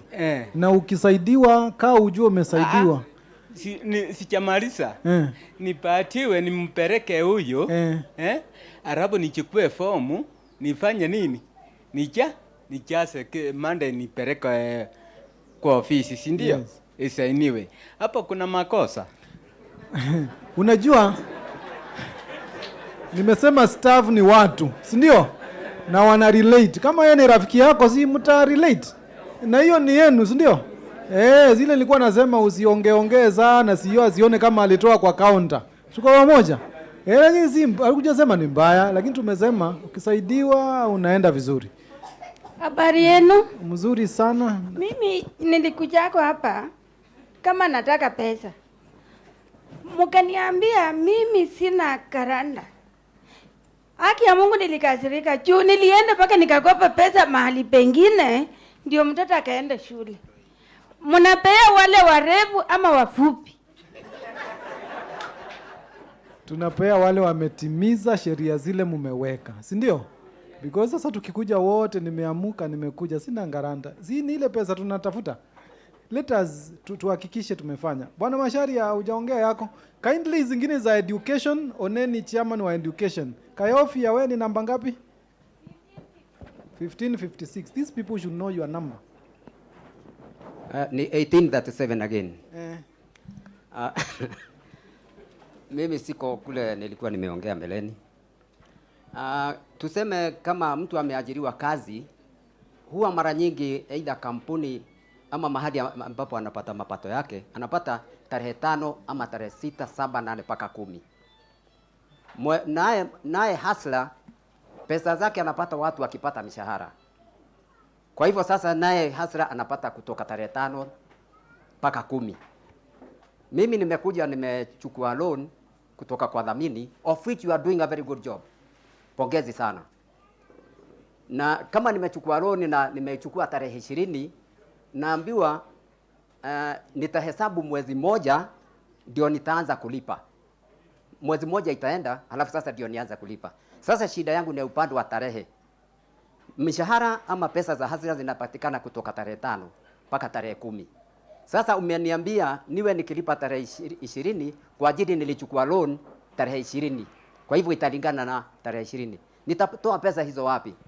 Kama ingewezekana mtu apewe nafasi ya kuomba ile tarehe ambayo anaweza kupata pesa. Hata kama alijaza loan na akapewa tarehe 20, 18, 25, mahali atapata pesa ndio aanzie kulipa ile loan. Sio kukataa kulipa. Ni tarehe kama inaweza badilishwa kutoka tarehe 1, tarehe 5 mpaka tarehe 10. Nisiambiwe nilipe tarehe 10, tarehe 20 kwa ajili sitakuwa nimepata pesa. Hivyo tu kama inawezekana. I think Madam CEO amesikia. That is too operational.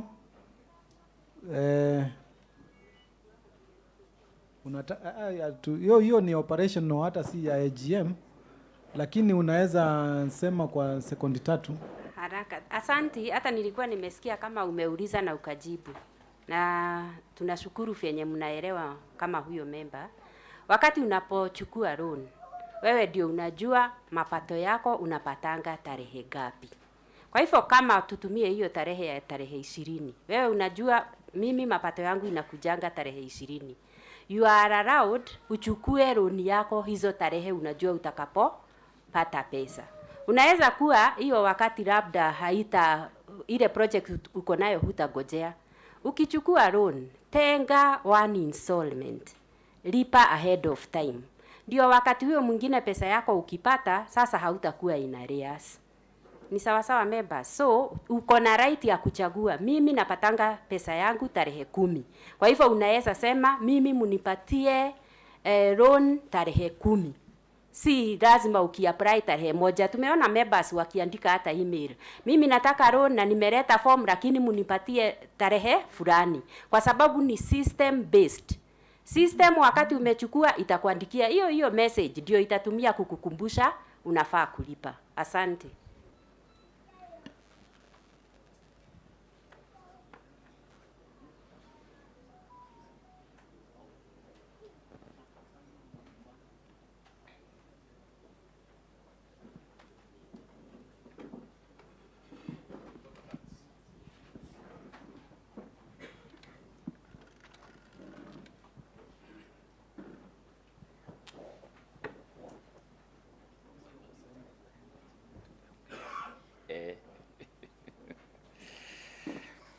Thank you, Chair.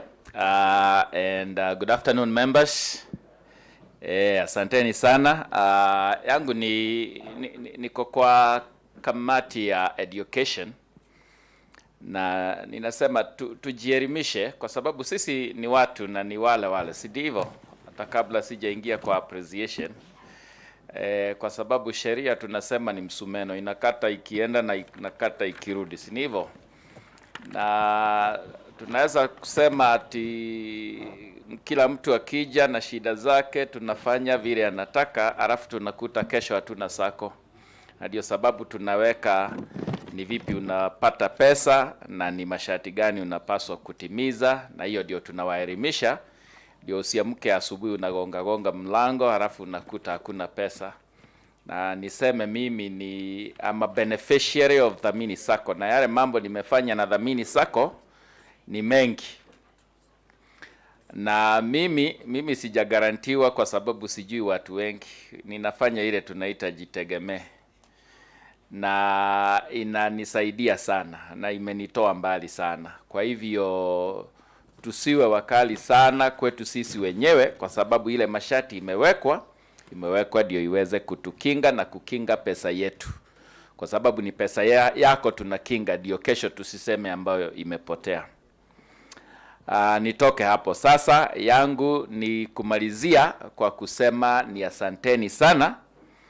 We extend our heartfelt appreciation to all our members who participated today in our Dhamini annual general meeting, whether in person or through the virtual platform, kwa sababu najua kuna wale ambao wametujoin online. Your active involvement and dedication are the cornerstones of our Sacco success, na kwa hivyo asanteni sana. A special recognition goes to our diligent staff members for their unwavering commitment and hard work that has propelled our Sacco towards continuous growth and prosperity. Your dedication does not go unnoticed, and we encourage you to keep up the exceptional work. Staff wetu tunawadhamini sana, and we value all you are doing. We know it's not easy. Kwa hivyo asanteni sana kwa yale ambao mnafanya.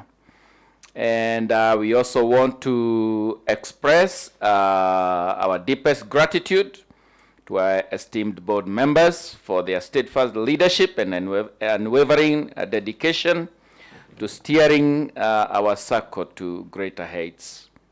May you be blessed with abundant wisdom and time so that you may continue to guide us on this journey of success. Kwa hivyo asanteni sana wana board members wetu.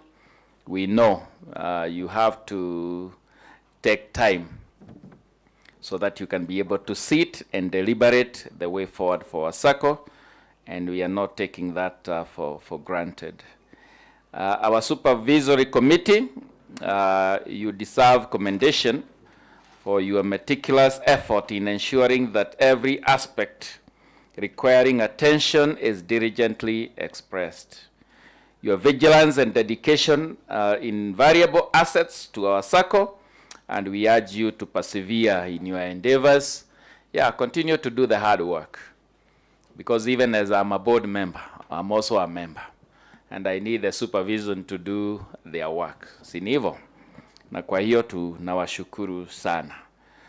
To our guests, Gladys Degwa from the Ministry of Cooperative for gracing our AGM. We want to thank you for your presence and sharing your invaluable insights, your words of wisdom and guidance during our elections. We deeply appreciate, and we extend also our gratitude for your continued support with your office. Asante sana. Yeah, together through our collective efforts and our unwavering dedication, we will continue to uphold the values of our Sacco and to strive for excellence in our endeavors. So thank you everyone who contributed today. We take the contributions and every word that you say, we take it in and we evaluate and we check it to make sure that we are listening to what our members are telling us. And with that, we are going to continue to build our Sacco. And so thank you for staying up. We came, we sat, because we need to take care of our money. And for that, thank you so much. With these members and the 200 others who are online, that's a good attendance. Na kwa hivyo asanteni sana, nasema mbarikiwe sana. And yeah, may we have a prosperous 2024, and may our Sacco continue to grow. Asanteni sana.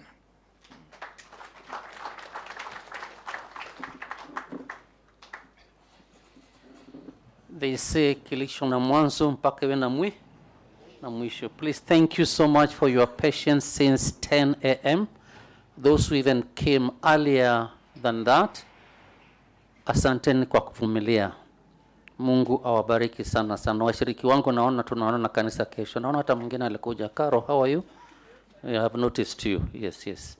And the person smiling next to you pia ni mshiriki wangu. Atakuwa mshiriki eh? I'm also marketing. Bwana asifiwe. Let me just one or two things, then I'll be calling Reverend Lillian to close for us with a word of prayer. The mini is getting stabilized. Unakumbuka kwamba miaka zilizopita tulikuwa na a lot of conflict, a lot of AGM had many problems, but we thank God that the Lord is making us stabilize. We really pray for you. We do pray for you.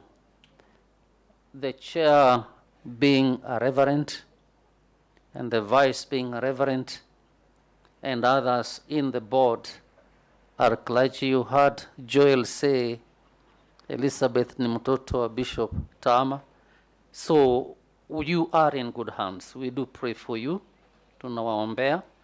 We do feel with what you go through, and we thank God for that the Lord has brought us this far. With the launch of the app, we are now moving also to target young people. And so we are requesting you that your children who are working, please introduce them. They may not have time to be coming to fill papers.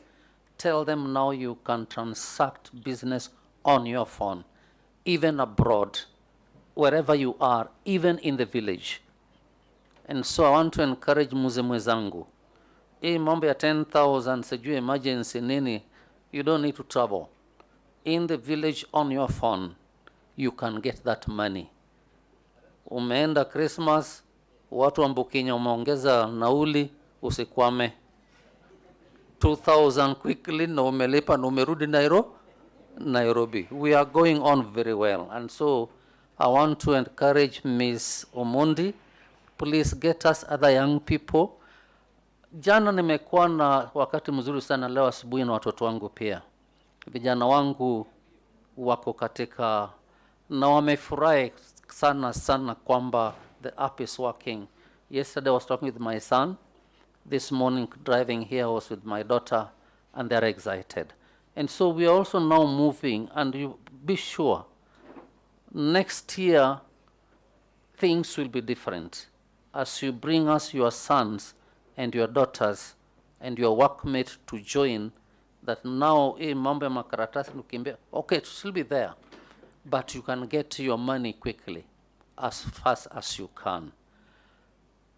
Lastly, let me say that rainy season, si ndio? Mvua inaanza mwezi huu. Long rains, kujia loan. Chukua tangi. Chukua pesa mbegu. Endali, hata mimi niko hapo. Ninatengeneza mashimo ya kupanda avocado. Na kujia lo. Bwana Yesu asifiwe. Please, they say make haste when there's hay. It's sunshine. Let's be strategic. We started with Ecclesiastes chapter 11. Cast your breads on the waters and you'll get it back. And we talk of diversify your investment. That 60 million sitting there, ujaichukua haijatusaidia. Kuja uchukue, ulime. Mvua iko. Enda uchukue, uje kwangu ni kuuzie kondoo ya dopa. Moja tu na ndume. Inazaa mara 2 kwa mwaka. Ulipe lo. There are avenues. So marketing we will do, education we will do. So education day, please come. Tafadhali. Boniface, where are you? Simama na uko na microphone. Simama. Peana namba yako ya simu. Kwanza kule Udheru tunataka kwenda ile ACK. Na mimi ndio tutakuwa mhubiri. Tukikija on a Sunday. Tafadhali peana namba yako ya simu. Hata huyu Jacob. Huyu chukweni namba yake. You see, hatuwezi chua kama kuna watu ungependa tuje tuongee na wao. We are at your disposal, we will come. Peana namba yako. Afternoon. 0712 239 934. 0712 239 934. Boniface Maina. Please. Even Sunday anakuja. Yes. Even Saturday anakuja. Hata jioni anakuja kukutana na groups. Amekutana na wengi sana. Side ya Kibera, side ya Dakoreti. So we are on the move. Sio kwamba tumekaa tu kwa ofisi. Utuite, tutakuja. Mungu abariki sana. Reverend Lilian.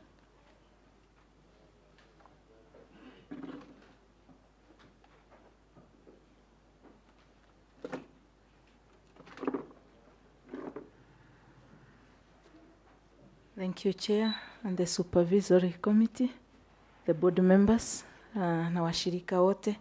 Hamjaboni. Tusimame tuombe. Mungu na Baba wetu wa mbinguni, tunakushukuru kwa wema na neema zako nyingi. Tulikuomba utufikishie hii siku wakati ilipangwa, na kwa sababu wewe Mungu mwema ukatufikishia. Tulianza vyema, tukaomba utuongoze na utusaidie kusikilizana, kukubaliana na kueleanwa. Umetufikisha hapa tukiwa na makubaliano, tukisikilizana vyema, na umetuwezesha kuelewa yale mambo tumeambiwa na yale tumeandikiwa, umetusaidia kuyafahamu vyema. Tunakiri ya kwamba Mungu wetu umetembea nasi katika uwekezaji, katika kukopa na hata kulipa.